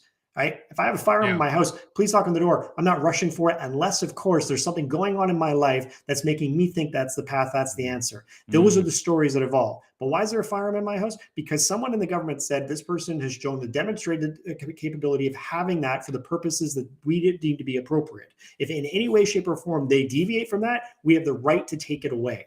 These are the circumstances we subscribe to as human beings. And for this individual that we've kind of talked about for the past hour, him having that license, him having those tools, that was the thing he agreed to. It's been 10-year ban of firearms now because he's demonstrated he shouldn't be allowed to have that responsibility, right? These are where we are. How do we make it better? We talk about it. We don't throw vitriol at other people who made mistakes, but we offer paths to get better. Yeah, dude, and I agree with you, but it's funny because Lachlan's on the other end of the scale where he's like, hey, what cage can we put him in? I know that what Jesse's saying is the right way. I know it's so hard to get there, though, isn't it? I know me neither. He's a better guy than us, is what I'm saying. Yeah. Hey, gents, it's always middle ground. I see protesters blocking highways because they don't like trees getting cut down. I see protesters blocking highways because they don't want to wear a mask. What's the middle ground? Don't block highways. But if you have protests, you have conversations, open it up and talk about why, as opposed to the far extreme of your viewpoint, or as the far extreme of whatever misinformation you've sourced. The hard part here is that we're so far apart, there is no middle ground anymore. And the closer we try to get to it, people just want to suit up like it's a civil war and shoot muskets at each other from 10 feet away. You know what's amazing? On the other side of it too, I've said this, and again, like I am nowhere near as good of a person as you are. But I've said this countless times when we're taking a run, when we spend 2-3 days taking a run at Jordan Peterson. And then I say, listen, you got to pay attention to what this guy's saying, not from the perspective of, I want to understand it, but from the perspective of why is he got a following? Yeah. That's the thing that I think we need to be concerned about. And then of course I want to walk into traffic because then I got people sending me his appearances in Edmonton. Like I've supported the guy the whole time. I'm like, hey, Lachlan, it drives me crazy. Lachlan, did you read his books? No, I never have. But I read 12 rules. I didn't read 12 more. I read 12 rules, and it's so I've got his book on my bookshelf. It's one of those ones I'm like, yeah, I read it. Did I take anything from it that was a benefit to me? Not really, because there's parts of it just normal everyday things. I'm like, I get it. If you're struggling with mental health, if you're struggling with motivation, here's a couple of viewpoints from a psychologist who can give you something that a lot of other psychologists would agree with. Right? Get up in the morning, make your bed, feel like you've got a little bit of organization, and then take on the next step. I understand that because I've gone through those mental health crises myself, where what gets me to a better spot, the routine of life, living up to the responsibilities that I've created, not that society's given me, but that I've created in the sense of children and my choices of buying a home and stuff like that. But at the end of it, I looked at it and said, there's a lot of regurgitated garbage in here from Peterson, but there's also a lot of people who are going to subscribe to it, and it's very culty, the cult of something. And so for me, I go, I'm smart enough to not join a cult. I'm smart enough to do that, whether it's religion, whether it's fandom. It's just not my thing. I'm more middle ground, and I don't subscribe to absolutisms. I like the idea of hearing why somebody else chooses not to eat meat. I like the idea of somebody else telling me why vegan products might be better than some of the things that I choose to buy at the store because maybe I wasn't exposed to as a child. But in the idea of somebody saying this person doesn't deserve to have free speech. I don't believe that, because freedom of expression in Canada is much different than free speech. And but Peterson standing in a giant theater exposing this conversation around leftism, wokeism, whatever it be, it's the extreme. And that extremism becomes of one person in the room who goes, yeah, that's it. I'm going to get behind the wheel of my truck right now and run through those lefties. And that person, that responsibility falls on Peterson as well. Because when I get on stage and I'm sitting there talking to 1,000 students in a school, I have to sit there and consider, if I talk to these kids about self-harm, if I talk to these kids about sexual health, if I talk to these kids about anything involving something they might go and make a choice, what is my responsibility as this person who's privileged to have this auditorium right now? And when we fail to do that as public speakers, as influencers, as whatever it is, the end of the day, the responsibility should fall not only on the person who makes the choice, but the person who made them say, this is the path I should take. And whether it's a politician who's ignoring the thing they should do, is saying, hey, you know what? I agree the person has a right to drive around their truck and wave a flag, but I also believe that they shouldn't be allowed to send emails to a person threatening them, right? That's that middle ground. More politicians need to do that. And unfortunately, we're seeing politicians subscribing, saying, I'm going to align with the wackadoo, I'm going to align with this, get their vote, but I'm also going to make sure I also get the other vote that's on the other side of the extreme, hoping it works in my favor, not the general public's. Yeah, but great politicians don't have the courage to do that. That's the some problem. Do. They don't have the some balls. Do. Yeah, some do, but very small amount get leadership positions, right? The ones that we really value. Remember Chuck Cadman? Do you remember Chuck Cadman? No. His name sounds familiar. Chuck Cadman. He was the member of Parliament for British Columbia. His son was murdered at a metro station in BC, and then he ran. In Surrey, he ran as an independent. Do you remember this? And he was elected. And then when the government may fall, he stood up. And then there was the whole thing that Harper's government had offered him a health insurance policy. He had cancer. He was terminal. And within that, I just want to kind of highlight to you here, Chuck Cadman stood up in politics because he lost a child. He wanted to see reform in our criminal justice system. And so he said, what's the best way of doing that? Getting people to vote for me, getting people to stand. I'm not aligning with the party. I'm doing it as an independent.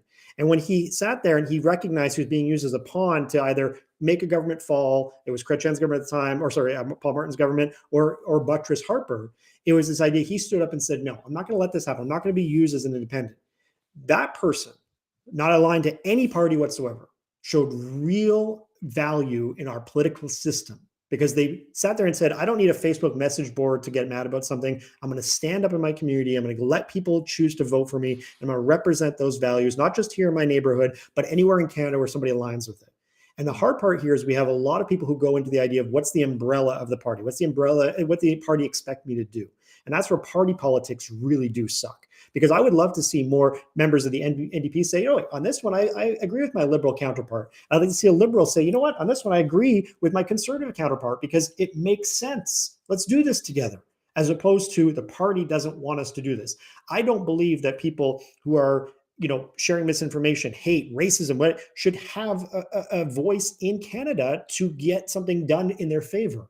But could we have a conversation about misinformation and have a politician say, you know what, factually, this doesn't make any sense. And I don't care what your political stripe, it just doesn't make sense as a human being looking at the information. As a human being, you're talking about human beings here. You're not talking about ideologies. You're not talking about political stripes, which is what makes what Pierre Poilievre's been doing across this country for the past year and a half so incredible, right? Is rallying people around. All of them, though, Dean, all of them. No, hang on. I know the PP thing. Yeah, let me get to the end of this all do this. comment. Nah, but they not so much, and not like he's doing it.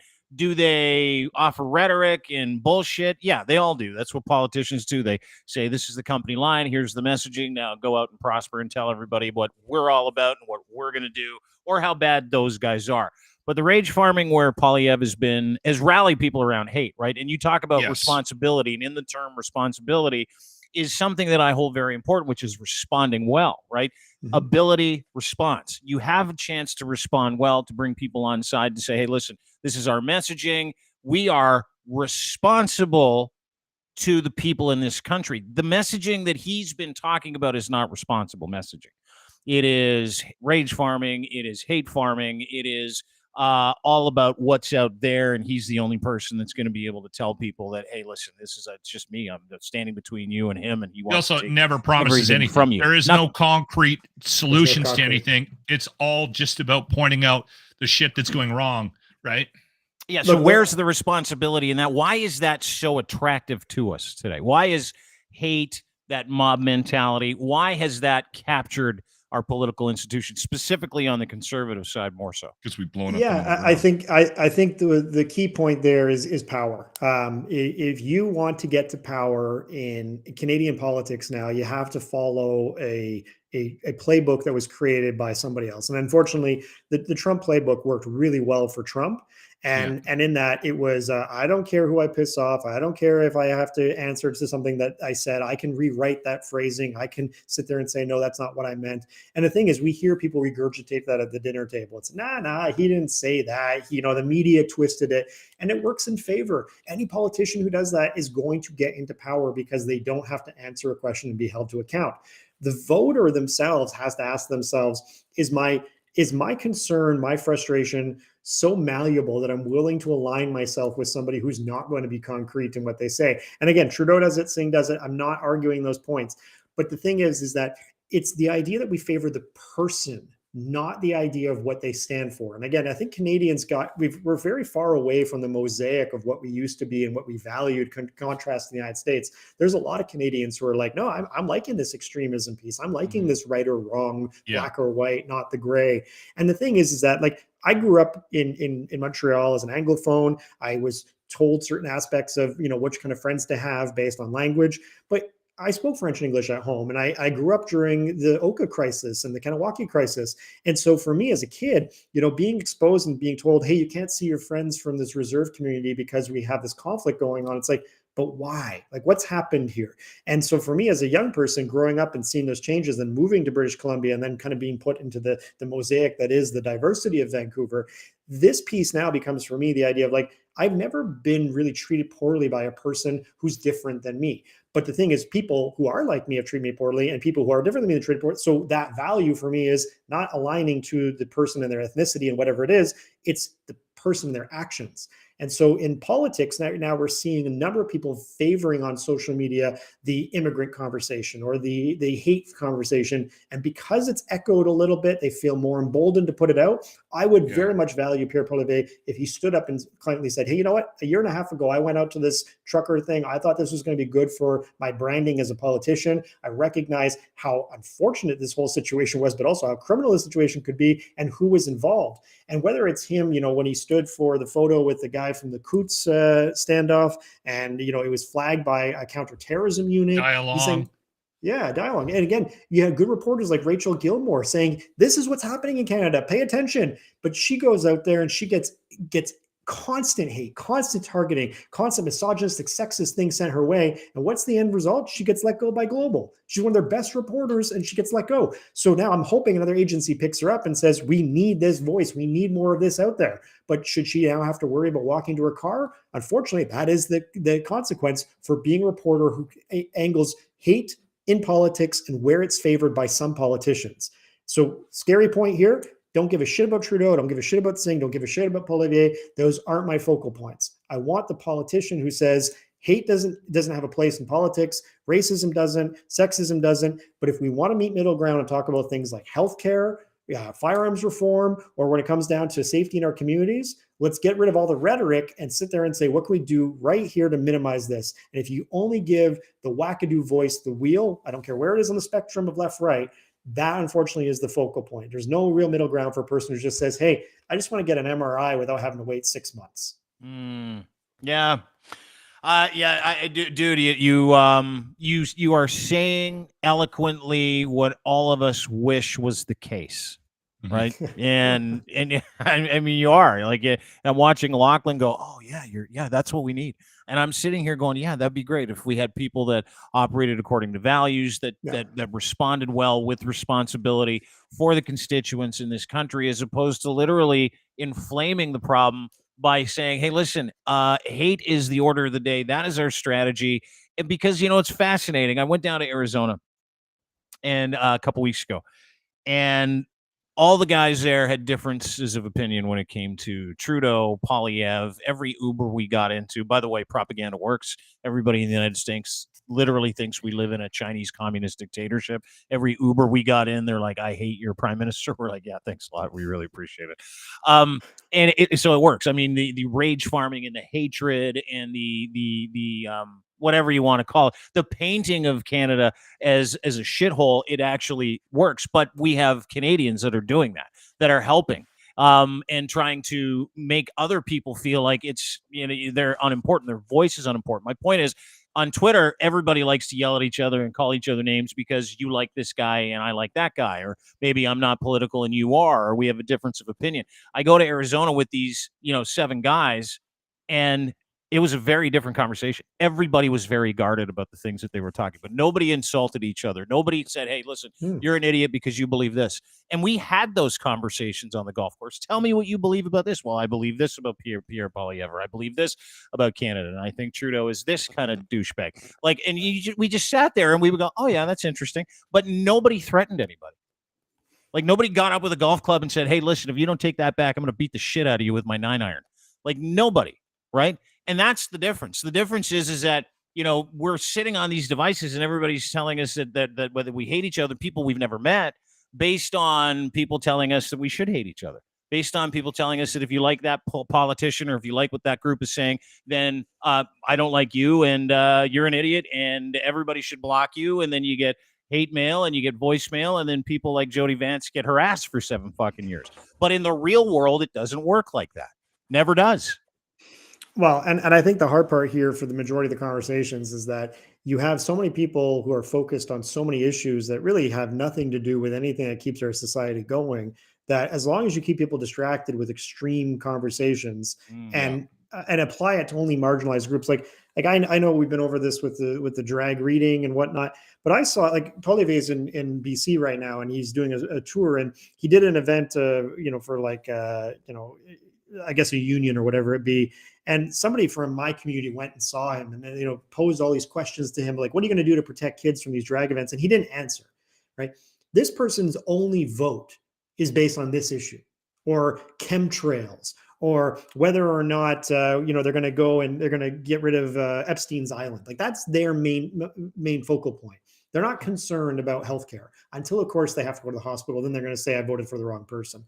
But the thing is, back to Dr. Bonnie Henry for a second. Dr. Bonnie Henry, as our provincial health officer, no one knew who she was in January of 2020. No one cared because nothing was happening that it required the provincial health officer to get to the podium every day and say something. Why did she become a person of ire? Because she then had to dictate how people were able to move around and do things. The same thing with Trudeau. Trudeau was a snowboarding, teaching, son of a politician until he decided to get into politics. And even then, when he was a member of parliament, no one really cared until he became leader of the Liberal Party. So within this space of Poilievre, and I'm here for the working man, the guy was elected at 24 to be an MP, and he's been there for 18 years. Now he's doing this thing of, I'm here for the little guy.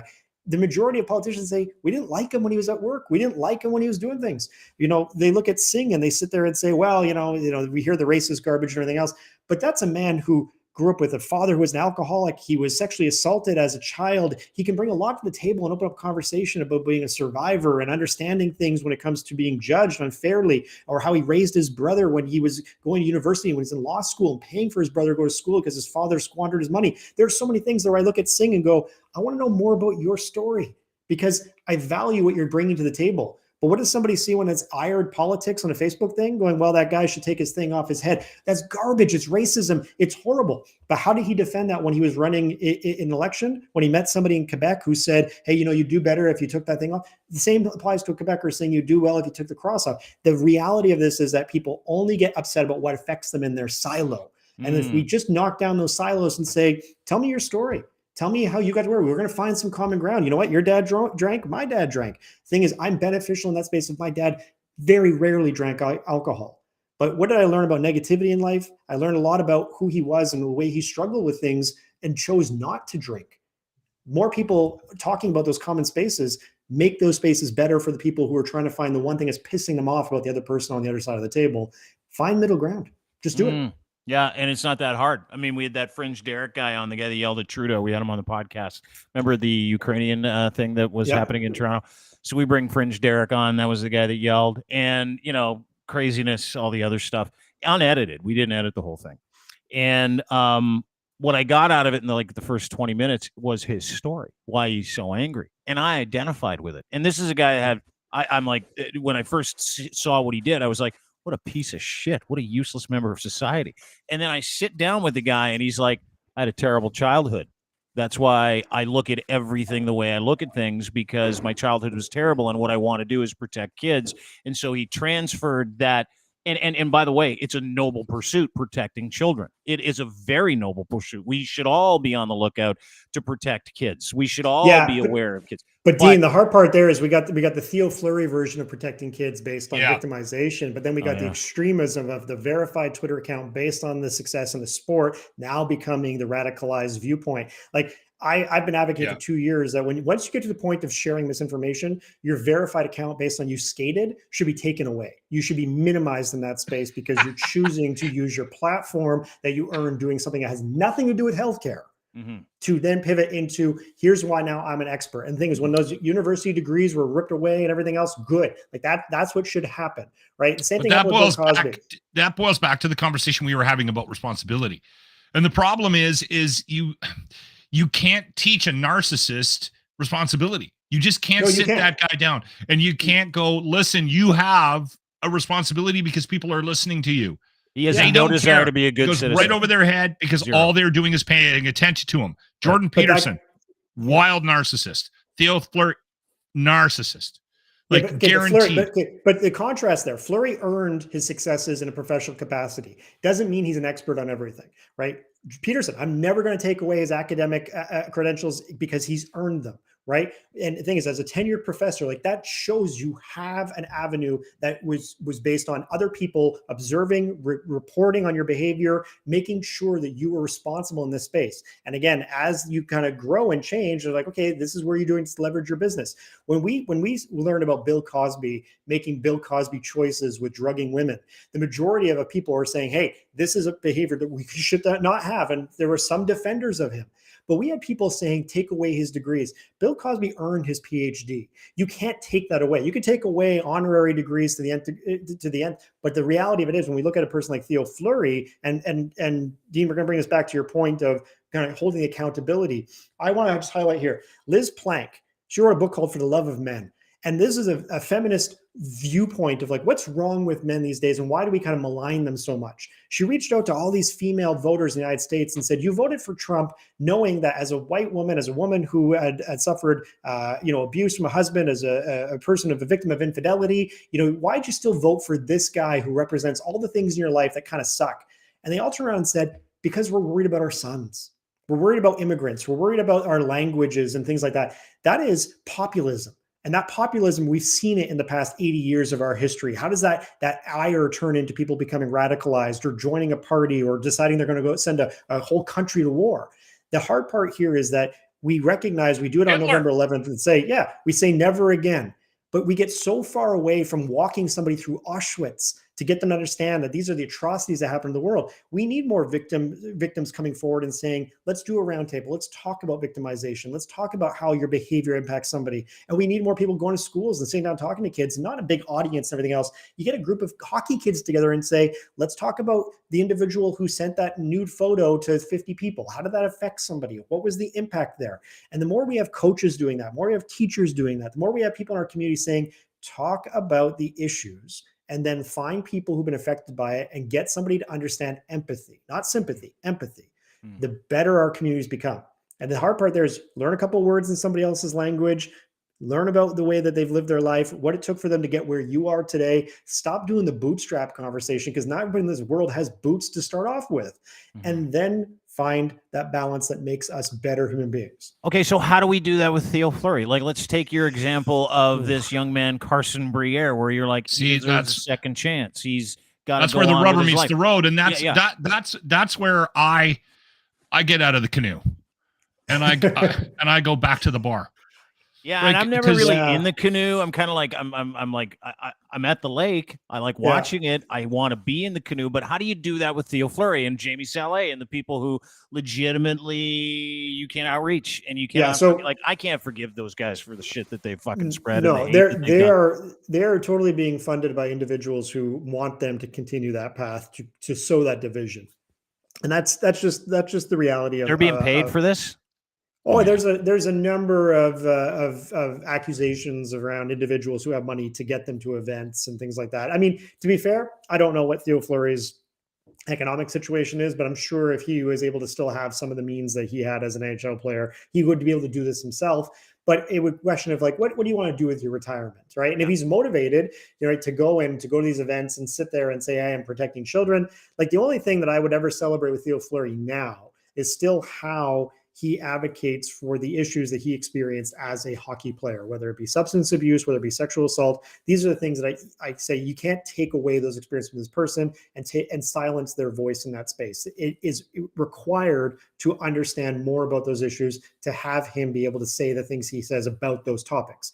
But do I care about Theo Fleury talking about COVID or the World Economic Forum or anything else? I know more about the World Economic Forum than Theo Fleury does when it comes to digital passports and digital IDs and 15-minute cities. But the reality of it is I see the value in a digital passport and a digital ID because a person who's been displaced by refugeeism or war or whatever it be doesn't have their birth certificate or have their health records, and a digital ID might make that better for Theo. Get off the idea that somebody's not going to be allowed to leave Edmonton. Right? People want to leave Edmonton. They should be able to, if that's whatever it is that they want to do. But all of our passports are digital. The second they swipe it, you don't know what goes into that tech base. You just have this idea that people are pissed about it, and now you can become a talking head about it. Mm-hmm. So within that space, Theo Fleury cannot be corrected in his misinformation values. Jamie Salé cannot be. They're just now pawns for somebody else who wants to see them being puppeted around. But in that middle ground, Carson Briere, I don't think is going to become radicalized. I think that the Briere family has values. And until I see otherwise from Daniel Briere, who says, you know what, kids make mistakes. My kid pushed a chair down the stairs. What's the big deal? I'm not seeing him do that. But behind the scenes, if that's the case and that comes to light, then we can hold that more to account. But for this instant right here, until it's chronic, until it's him saying, you know what, the disabled shouldn't have rights. The people who are in wheelchairs shouldn't have parking spots. He's not at that spot. Theo Fleury is. Theo Fleury is so unhinged with every topic. That's where Brock University turned around and said, no, we're taking a degree away. That's where they said this person shouldn't be able to represent our values. And he didn't care. He didn't care. It didn't cost him anything. It actually made him more powerful in that space of people believing he should have a platform. Here's what he said about trans people. I think Little Warriors have removed him as well. Yeah, they have. Which is sad because that was an organization that I think he championed and got the word out about. And did a lot of good for that community, like a ton of good. But how can you have Theo Fleury speaking on your behalf when he's doing what he's doing, right? You see his latest tweet? You see his latest tweet? This is Jason Pugh, who works with us. Theo's straight up out of his mind. Theo tweeted this morning, if you're defending drag queen story time for children, you're literally outing yourself. Where was this person when I went to go see Mrs. Doubtfire in the theaters when I was a kid? Like, the thing of it is that like me going to see Mrs. Doubtfire, there's no protesters upset that I was watching Robin Williams in drag. Thing is, should that movie be a little bit kind of readdressed a little bit based on some of the social norms we accept today? Sure. But the thing is, I'm not looking for them to remake it and then come back and say, well, this version's better. It's the same thing with The Little Mermaid and why all these idiots are pissed off about skin tone of a half human, half fish, right? It's a ridiculous argument. It's not necessary. But if you believe that groomers are using drag time, story time to normalize aspects of men wearing clothing, why is it that you favor light blue for a baby over pink? What is it about that situation? Well, pink was the choice of babies and men throughout the 1800s because it showed you had money. It showed that you had value in that sense. But in the 1950s, when they started using baby blue and pink to describe boys versus girls in the maternity ward, it was because the companies decided to purchase a certain way en masse. But why do we normalize that as an idea of our identity? I look great in pink. I look horrible in baby blue. So why at the end of the day does that define my gender or my sexual orientation in any way, shape, or form? It's a color. Get over it. But I look at Lachlan here. You're wearing a hat. Should I get mad at you because you're a fan of a CFL team that I don't necessarily like? Yes, you should. Sure. You should get mad at him because he's a CFL fan in general. I'm covering my head because it's very distracting when the light shines off of it. Well, and do the hat thing. Dude, you bring up these are things, right? Like, and listen, Theo Fleury is just as guilty as Mrs. Doubtfire and the drag time story people of wearing makeup and nail polish. This was from Battle of the Blades. You can see he's got some nice eyeliner, some rouge, and he's painted his nails. And if his big issue where you were going to go with that. is with people who like to get dressed, men who like to get dressed up as women, and he says anybody anybody that supports that kind of behavior is outing themselves as gay. Well, I guess, Theo, welcome to the club. Does Fleury have kids? The best time of my life was when my daughter was 6 or 7. We were painting nails together. I mean, come on, like what is it? What is it about this idea of our toxic masculinity that the idea of me wearing something that's more flowy than fit becomes a problem? Is he upset about kilts as well? Is it just the idea that somebody's feminizing something? Like, I don't understand the issue. That's a talking point. It riles people up. He's using it as a way to inflame that. He looked great. I think he looked great when he was wearing a little eyeshadow. He looks a lot better. I mean, get as equally mad at any lead singer from a band. Get mad at a Nickelback, not just for the music. That's right. Totally agree. I mean, it's exactly what we're talking about. That is exactly what we're talking about. And it's mind blowing because like I wrote an open letter about Jamie Salé because I thought maybe we can reach Jamie Salé. This is like 3-4 months ago. Crickets. She just got worse. Same thing with Theo. Just got worse. And I think to your point, I've heard that this guy named Joseph Bourgault is the one that is financing the lifestyle of both of these people so that they can continue to operate with and respond poorly with bullshit like that. I mean, this is just bullshit. Saying that if you support Drag Time Story with drag queens reading stories to kids in a library, that you're gay too. I mean, and even using it as a pejorative. I mean, who cares? Who cares if somebody's gay. wearing drag doesn't define their sexual orientation. Like, the hard part here is that it's always this association of predation. It goes to the trope of gay men being dangerous. Like, if you look at primary education and you look at the schools that we value putting our kids into, there are not a lot of male teachers in primary schools. And there's a specific reason why. Those men who get into education do not believe it to be a safe space for them, because the second they say somebody, I'm interested in working with young kids, there's a perception that they're predatory. Now, in Canada in 2019, we had more female educators charged with sexual interference of minor children than we did male. So why is it that our knowledge around this is so rooted in what we believe as opposed to fact? Now, if we look at those stats, in 2019, the majority of female teachers who interfere with teenagers, those female teachers use social media. They use texting, almost 100% of them. But the majority of male educators who interfere with children, those ones reached out in traditional grooming behaviors, tutoring, after-school activities, coaching, things like that. But we have these incidents where we kind of go and say, this is all grooming, everything else. We forget about Karla Homolka. We forget about the role that people play in helping somebody be predatory. And so the hard part here is we've never had an event where a person in drag has been convicted of grooming children in any way, shape, or form.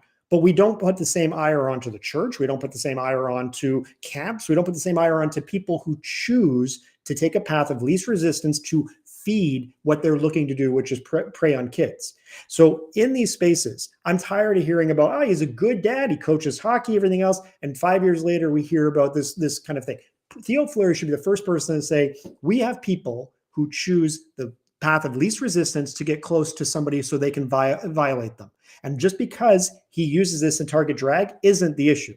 He should be talking about his experience, and his experience is regulated to hockey. And that's where he should be the strongest advocate to reframe that conversation.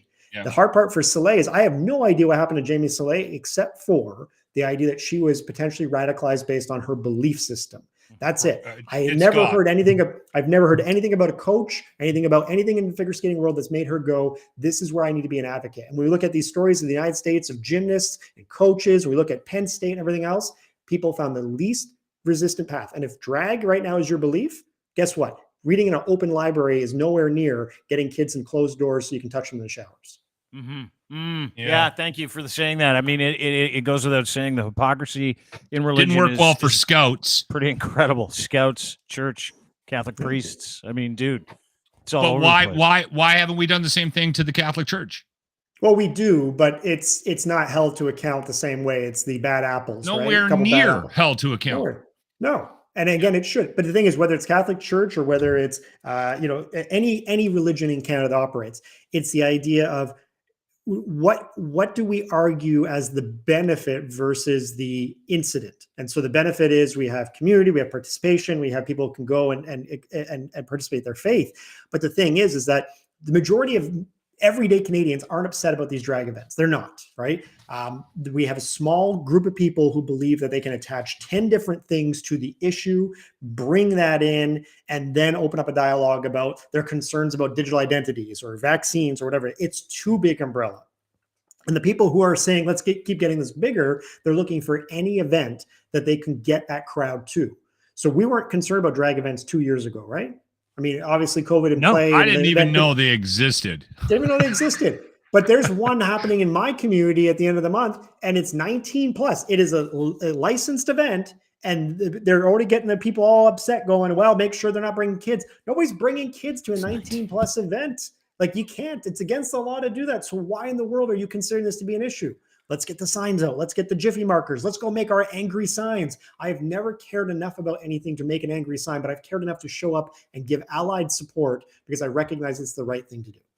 Yeah, but you're also not religious, right? Like that's the thing, is that you're also not, like, a lot of these people, like in Theo's case, Jamie's case, they attach the importance of fighting against homosexuality or the reference of it, or people that look like men that dress like women, or trans people. They literally, and you listen, you all can shake your head. I was brought up in that faith. And they literally teach you the millstone theory. The millstone theory is a verse from the book in the New Testament called Matthew that says if you corrupt kids, they should hang a millstone around your neck and you should die. They then take that and they attach it to a couple of verses in Leviticus, maybe something in Deuteronomy, possibly something in Romans that says, don't lay with the same sex. It's a sin against your Lord. And so what they do is they mash those two things, and this is orthodox. I mean, these people are very hardcore. In the Christian community, there are different versions of them, like 40,000 different denominations of it. But these are the people we're talking about, is they literally believe they're on a mission from God. That's where it all comes together, right? Is they think that they are doing their heavenly duty. They think they are warriors. Guys like Theo Fleury and Jamie Sell, I think they are warriors for Christ. So there's legitimately no normal path to a conversation with any of these people. But that's indoctrination. And the thing is that in that space, hockey is the same concept. We're going to battle with our brothers. We're going to hit the ice against these guys. You know, we're here to represent our logo on the floor, right? That concept of culture exists in everything that we do, whether it's in a workplace and you're getting all the sales guys ready to sell Acuras and Fords or whatever it be. But the reality of it is us versus them. And so that's part of our cultural histories, it's part of our societies. It's the middle ground that always gets me, in the sense of, yeah, you know, if it's a race issue, okay, what about the people who choose to live in biracial homes? Well, you know, yeah, they're biracial, but at least she speaks English.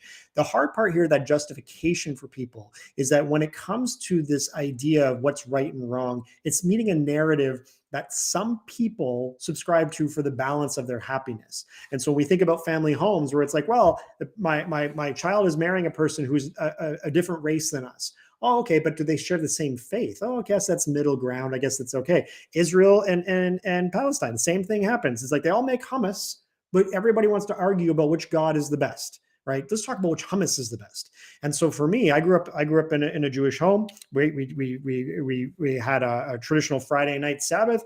I love a good cheeseburger, right? For me as a kid, Dad, why can't we eat cheeseburgers? Well, we can't eat pork. Why? Well, because back in the day, pork made you sick. Why? Let's talk about the science behind that. Do we still have that issue? No, cook it through. Now we know 160 degrees is where you're supposed to be at. The thing here is that balance piece. You're driving your dad nuts at on the Sabbath looking for a burger. Oh, my dad's a scientist. He loved a good cheeseburger as well. He was just making sure he didn't piss off his parents. The thing of it is that the idea of going and eating a lobster together, we value that because the evolution of our understanding comes to a point of stop following this book that was written 2,000, 6,000 years ago. Appreciate the values that are there because they're still good human values. But when it comes down to it, you're projecting what you think is right versus what we as a society say, this isn't a big deal. There's no big deal, right? You're reading to kids. Great. George Bush read to kids. He could barely get a word out. And then he found out 9/11 happened, had to figure out quick math in his head, right? The hard part there is like, who's pulling the puppet strings? What's making somebody make this choice? And if you remember that 9/11 incident where it's like, why am I even here talking to kids? Right? We want leaders talking to kids. We want good people reaching out to people and saying, hey, how can we do things? But it's not about dictating. It's about just talking. And if a person in drag is reading a book about inclusion and diversity and saying, no matter your color, no matter your stripe, you have a place that's safe here. It's the same thing with the pride jerseys and hockey. Today's St. Patrick's Day. There's no mandate except for the idea that St. Patrick's Day jerseys have to be worn by every NHL team this weekend. I don't understand that. Is it because of the huge Irish influence in the NHL that's a mandate? But the thing is that argument goes the same way with the pride jersey. Why they is it? Sell the green jerseys? Because you sell the green money. jerseys. It's money. But why not knock it? Why not knock into the LGBTQ community as well and sit there and go, hey, we got Canucks jerseys, we got Flames jerseys, we got Oilers jerseys, all in pride colors. Buy them equally and just show that it's accepting. The only reason this year became an issue is because it stepped into religion, your rights, or when it comes down to it, the idea of rocking the boat with Russian players. Wouldn't do it. But in 1970, no one would have given a crap about the Russian players. So where are we in this dialogue about everybody being so upset about everything as opposed to, hey, let's just let people be as long as it's not hurting anybody else. And kids hearing a story about diversity inclusion isn't hurting anybody. No, especially when it's read to someone in a flowing dress. And by the way, may I say this? If you have never worn a kilt or it's freeing a dress, and I have worn both, not out in public, but I remember putting a dress on for like a play that we were doing at school. And I'm like, and I remember saying to one of the girls that I was standing across, I'm like, this is the most comfortable thing I've ever worn. Like, you have no idea. The air that gets underneath this bad boy feels incredible. I can do whatever I want in it, and I can do a twirl, and it looks like I literally enjoyed it. I didn't look good. I looked like an idiot. It wasn't me. I don't enjoy wearing women's clothes, but like from that perspective, I'm like, this is awesome. I totally get why people want to wear women's clothes, and who gives a shit? Who gives a shit if you want to wear a dress and you want to go read stories to young people in the thing, and because that's how you identify and what you like. And not only who gives a shit, good for you. You get a chance to teach those kids about acceptance in those environments. And the yahoos outside, like Pastor Derek Reimer in Calgary, did you see him get arrested the other day where he's standing in front? He's like, you can't be within the mayor of Calgary's like, you can't go to the libraries if you're going to be protesting these kids' readings. And if you do, you're going to get arrested. You got to be like 50 feet away. So Derek Reimer, this pastor, shows up and he's like, I'm going to challenge it. He gets arrested immediately. Pictures all over the place. Rebel News is running pictures. It's like, I can't believe Pastor Reimer's in jail again because he wanted to prevent these kids from a drag time story reading and the perversion of it. And then you showed some of the people that were there for the drag time story reading. They were wearing like turtlenecks and dresses, and none of it was sexual. Like literally none of it was sexual. But this isn't Rocky Horror Picture Show. This is just, but this is like old English outfits, right? Like, yeah. It was like one lady was dressed like Betty Boop, cartoon character, and I'm like, awesome, good for them, good for you. What's the problem? Pastor Derek didn't like it.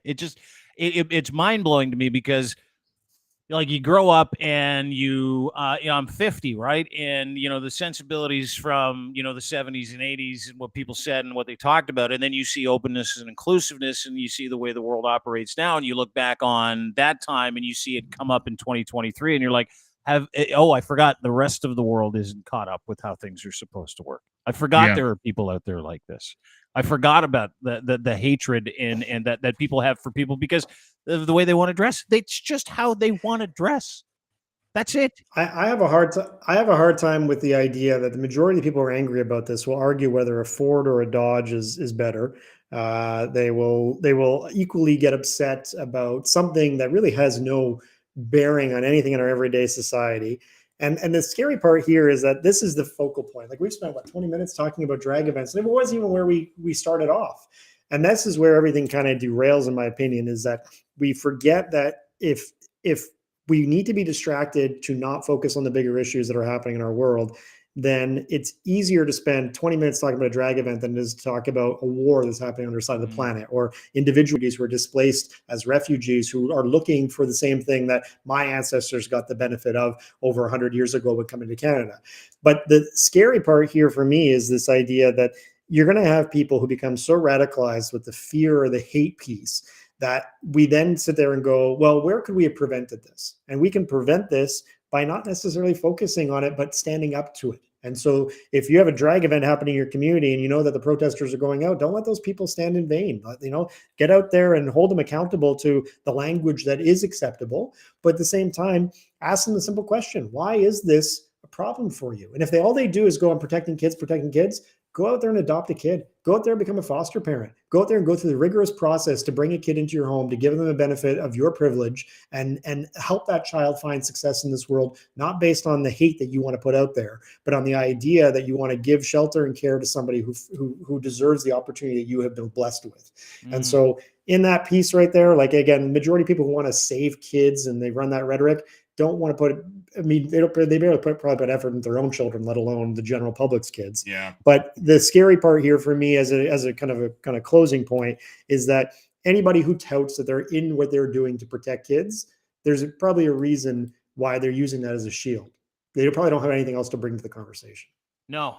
And their browser history would be interesting. That's my theory. Yeah, I'll step away from that part. The projection of it. Anyway. Projection, yeah. Appreciate you doing this, Jesse. Jesse Miller, Mediated Reality, social media educator at Mediated Reality is where you can find him on Twitter. Mediatedreality.com. Is that where people can find you online as well? That's where they can find me. Yep. All right. It's in the description of the podcast. Dude, thank you so much for stopping by. I always love chopping these things up with you because you're way smarter than both of us. And you got a bunch of degrees that say so. Yeah, smarter. And so it's good. And don't What's take that anything thing you were talking about earlier too? Empathy? Is it with an E? Yeah, a hard E. Yeah. Okay, I'm gonna look that. I'm gonna look that. And Lachlan, it's not apathy. It's okay. That's why I asked. I wanted to make sure, right? You punched the wrong thing into Google. It does. Right? Did you mean? Did you mean you're apathetic or empathetic? Okay, empathy. Thanks, buddy. Go enjoy BC. Appreciate you being here. I will. It's a beautiful British Columbia for a reason. I'm going to go play in my backyard. Thanks, Jess. All right, man. We'll talk to you soon. Thanks, buddy. Jesse Miller, Mediated Reality. Yeah. Social media educator. Good man. Smart man. Dropping knowledge like it's hot. Talking about forgiveness. You're not a big fan of that. I get it. You know what I loved is how you brought out the hard cock. The problem I have with the buck kind of stops for me, right? And you and I have had our discussions about this. Like, and again, I get to a certain point and then I protect myself. And then I start shutting doors. Mm-hmm. And I'm a proponent of that because of where I have come from and because what I need to do for myself. I am not a nurse. I'm not a doctor. I'm not a healthcare worker. I'm not somebody that counsels people. I do what I do, and I got lucky to do this, right? Jesse does what he does. There's not a lot of people like him that are wired like him that can sit down and accept the idea that if you talk to somebody and find out about who they are and what troubles they're going through, that you might be able to steer them in the right direction. That's just a foreign concept to me. I'd be afraid I'd punch them in the face. I would be afraid that the conversation would start and I'd say, "What's your problem?" And then they would say, "Well, here's my problem." And they would say something in the first 5 minutes where I would just stroke them. And it'd just be the reaction. So I don't trust myself in those conversations. That's my theory. What I agree with him is I totally agree with him. We need to start finding that middle ground because it's disappeared. And we're not going to fix any of these issues if our public officials, if the people that we trust in our lives, the people that are wired like Jesse, that have a sense of empathy, can sit down and start to figure out how to correct some of these issues and get us back on track. Do you know what I'm saying? Yeah. And that's where I agree. I'm just not, you would probably, there's a better chance that you'll see me ride into this podcast one day on a fucking unicorn than take the time to fucking fix somebody else. Right. Like, you know what I'm saying? Like that guy Pistol Pete that I told to come down to the radio station a couple of years ago to fight because I had finally had enough of his abuse every day. Right. Like that was my way of like ending the conversation with him. This is over. Did it work? Come down here right now and we're going to fight in the parking lot. That guy to me is a waste of skin, a completely useless. And the funny thing about him, and this is where I lose. This is where this is where Jesse kind of loses me in the conversation about how do we get these guys back on track. This guy, Pistol Pete, for a couple of years on a regular basis would email, call a show, text me, send me notes on Facebook, and tell me I had my head up my ass and how wrong I was. And I remember one time I said to him, I said, Pete, because we used to put him on the air before it got like violent and he started threatening me and my kids and my wife and all this weird shit. I said to him, I said, you must be like a handful at work. Like what? Like people must hate you. Like, how do you live with yourself? You're a dick. And he's like, what are you talking about? They love me. Everyone at work loves me. They all agree with me. I played that call. Guess who called me? His boss? Yes. Said he was a dick and everyone hated him? That day. Can't stand him. Trying to find a way to get rid of this dick. Because what happens is these people are so lost and so out of touch with reality that they actually think he actually thought that his coworkers liked him, but he had berated them into submission. Yeah. To the point where the only way that his coworkers could handle him was just to agree with him so that he might actually shut up. And we see examples of that all the time. That's not just at work. We see it online. We see it family members. We're seeing, and that's where the middle ground has disappeared. The extremism has completely shot a hole in the middle ground. And again, Jesse's trying to say the path back is through empathy. And I don't know that listen, you have to be capable of that emotion to exude that emotion. And I am not capable of that.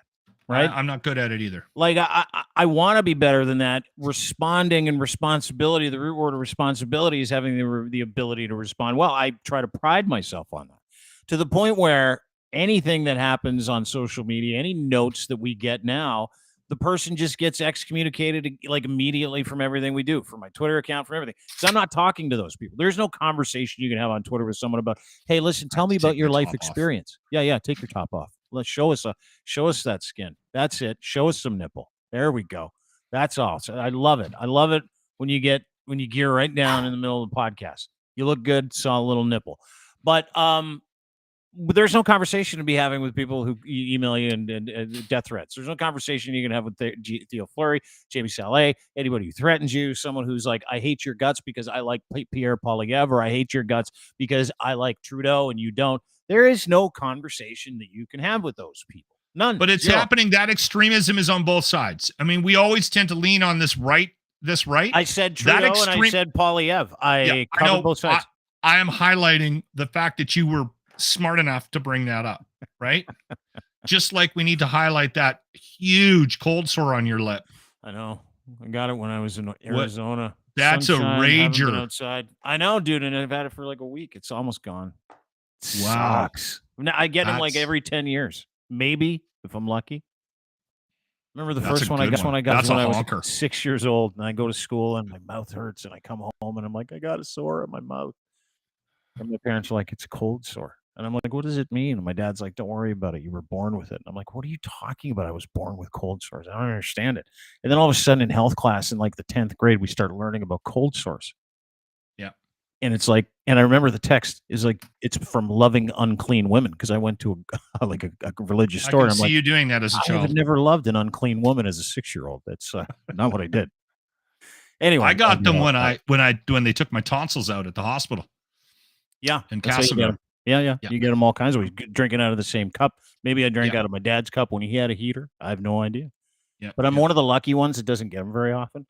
Just when I go in the sun, if I haven't been in the sun for a long time. And I was in the house for 3 years because of the pandemic. Then I went to Arizona in the beating sunshine. Also had a gun pointed at me. So stress. For me, it's stress. Yeah. And poor eating. Like if I eat like an asshole for a couple of days, I'll get a smoker on me. Yeah. Will you really? My lips are just scarred. I, on the other hand, I get them constantly.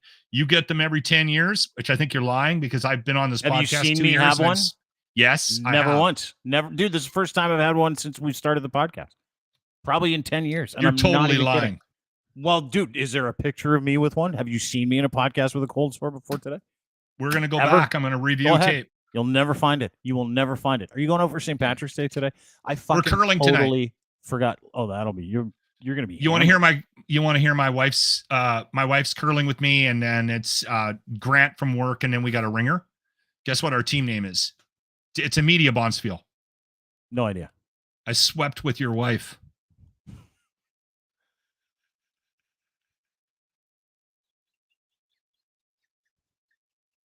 That's our team. How old are you again? 53. That's a great name for a curling team. I swept with your wife.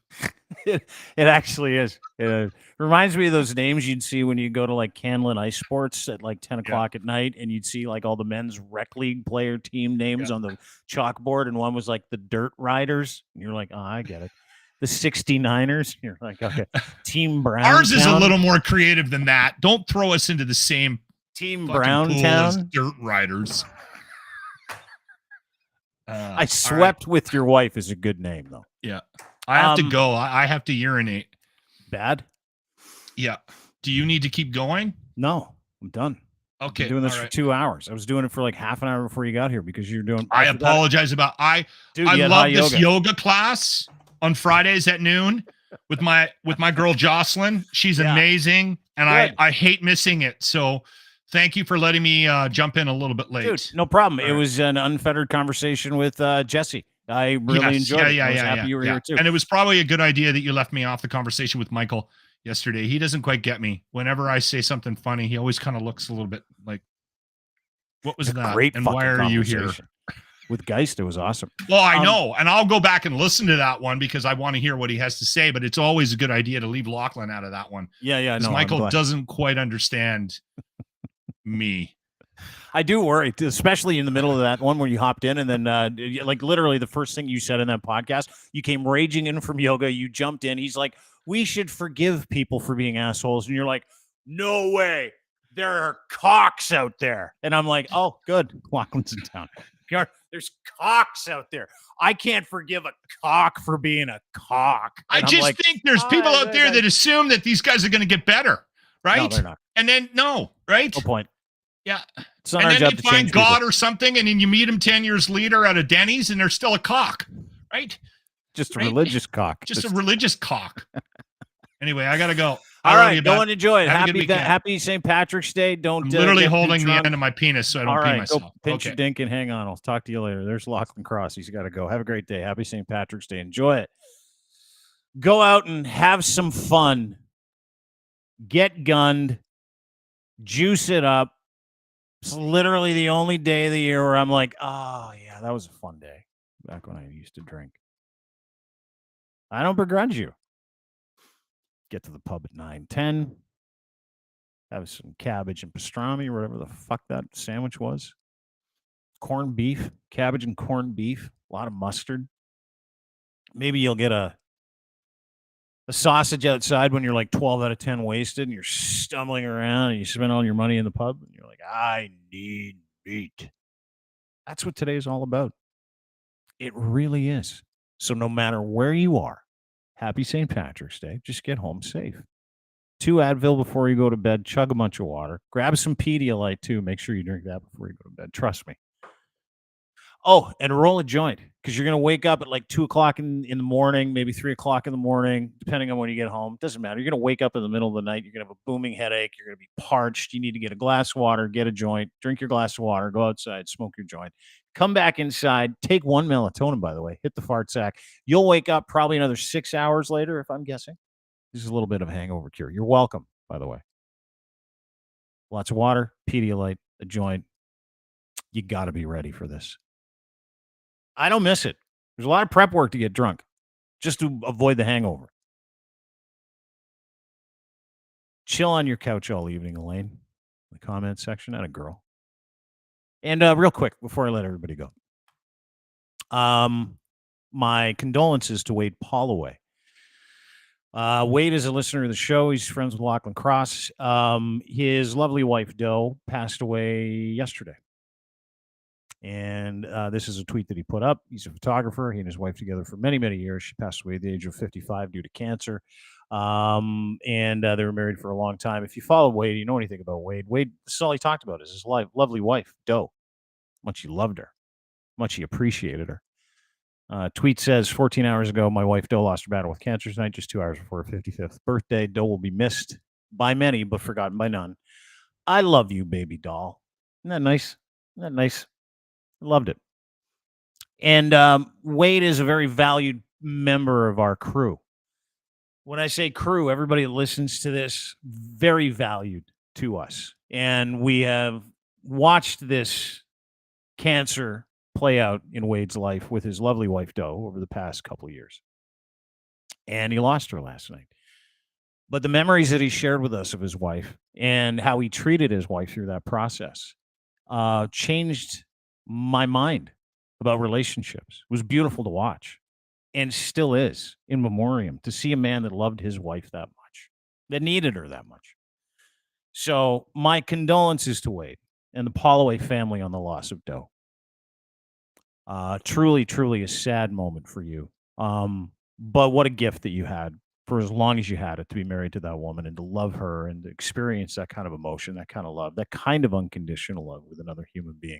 What an example you and Doe were to all of us here, not just us that do these shows and you consume our content, Wade, but the people in the comment section, the people that interact, the community of people in and around crier.co.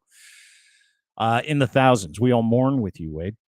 And thank you. Thank you for sharing your story. Thank you for sharing Doe with us. Thank you for sharing the struggle and the grief and the love and the good things and the wonderful pictures of her trying to coax foxes out of the ditch, walking in the woods, laughing with you, wearing minion glasses, being herself. Truly was incredible to watch. And we wish her Godspeed, and we wish you the very best. Have a great day, everybody. We will see you on Monday. We're back with comedian Pete Zedlacker, one of my favorite guys, one of my favorite comedians, one of my favorite follows on Twitter. Pete Zedlacker on Monday. Thanks to our friends at Cantork for making this possible. Canada's assembly tool experts. They make rugged, hardworking, beautiful torque wrenches for heavy machinery, for the oil sands, for nuclear, for railroads. Doesn't matter if it's a bolting or fastening solution.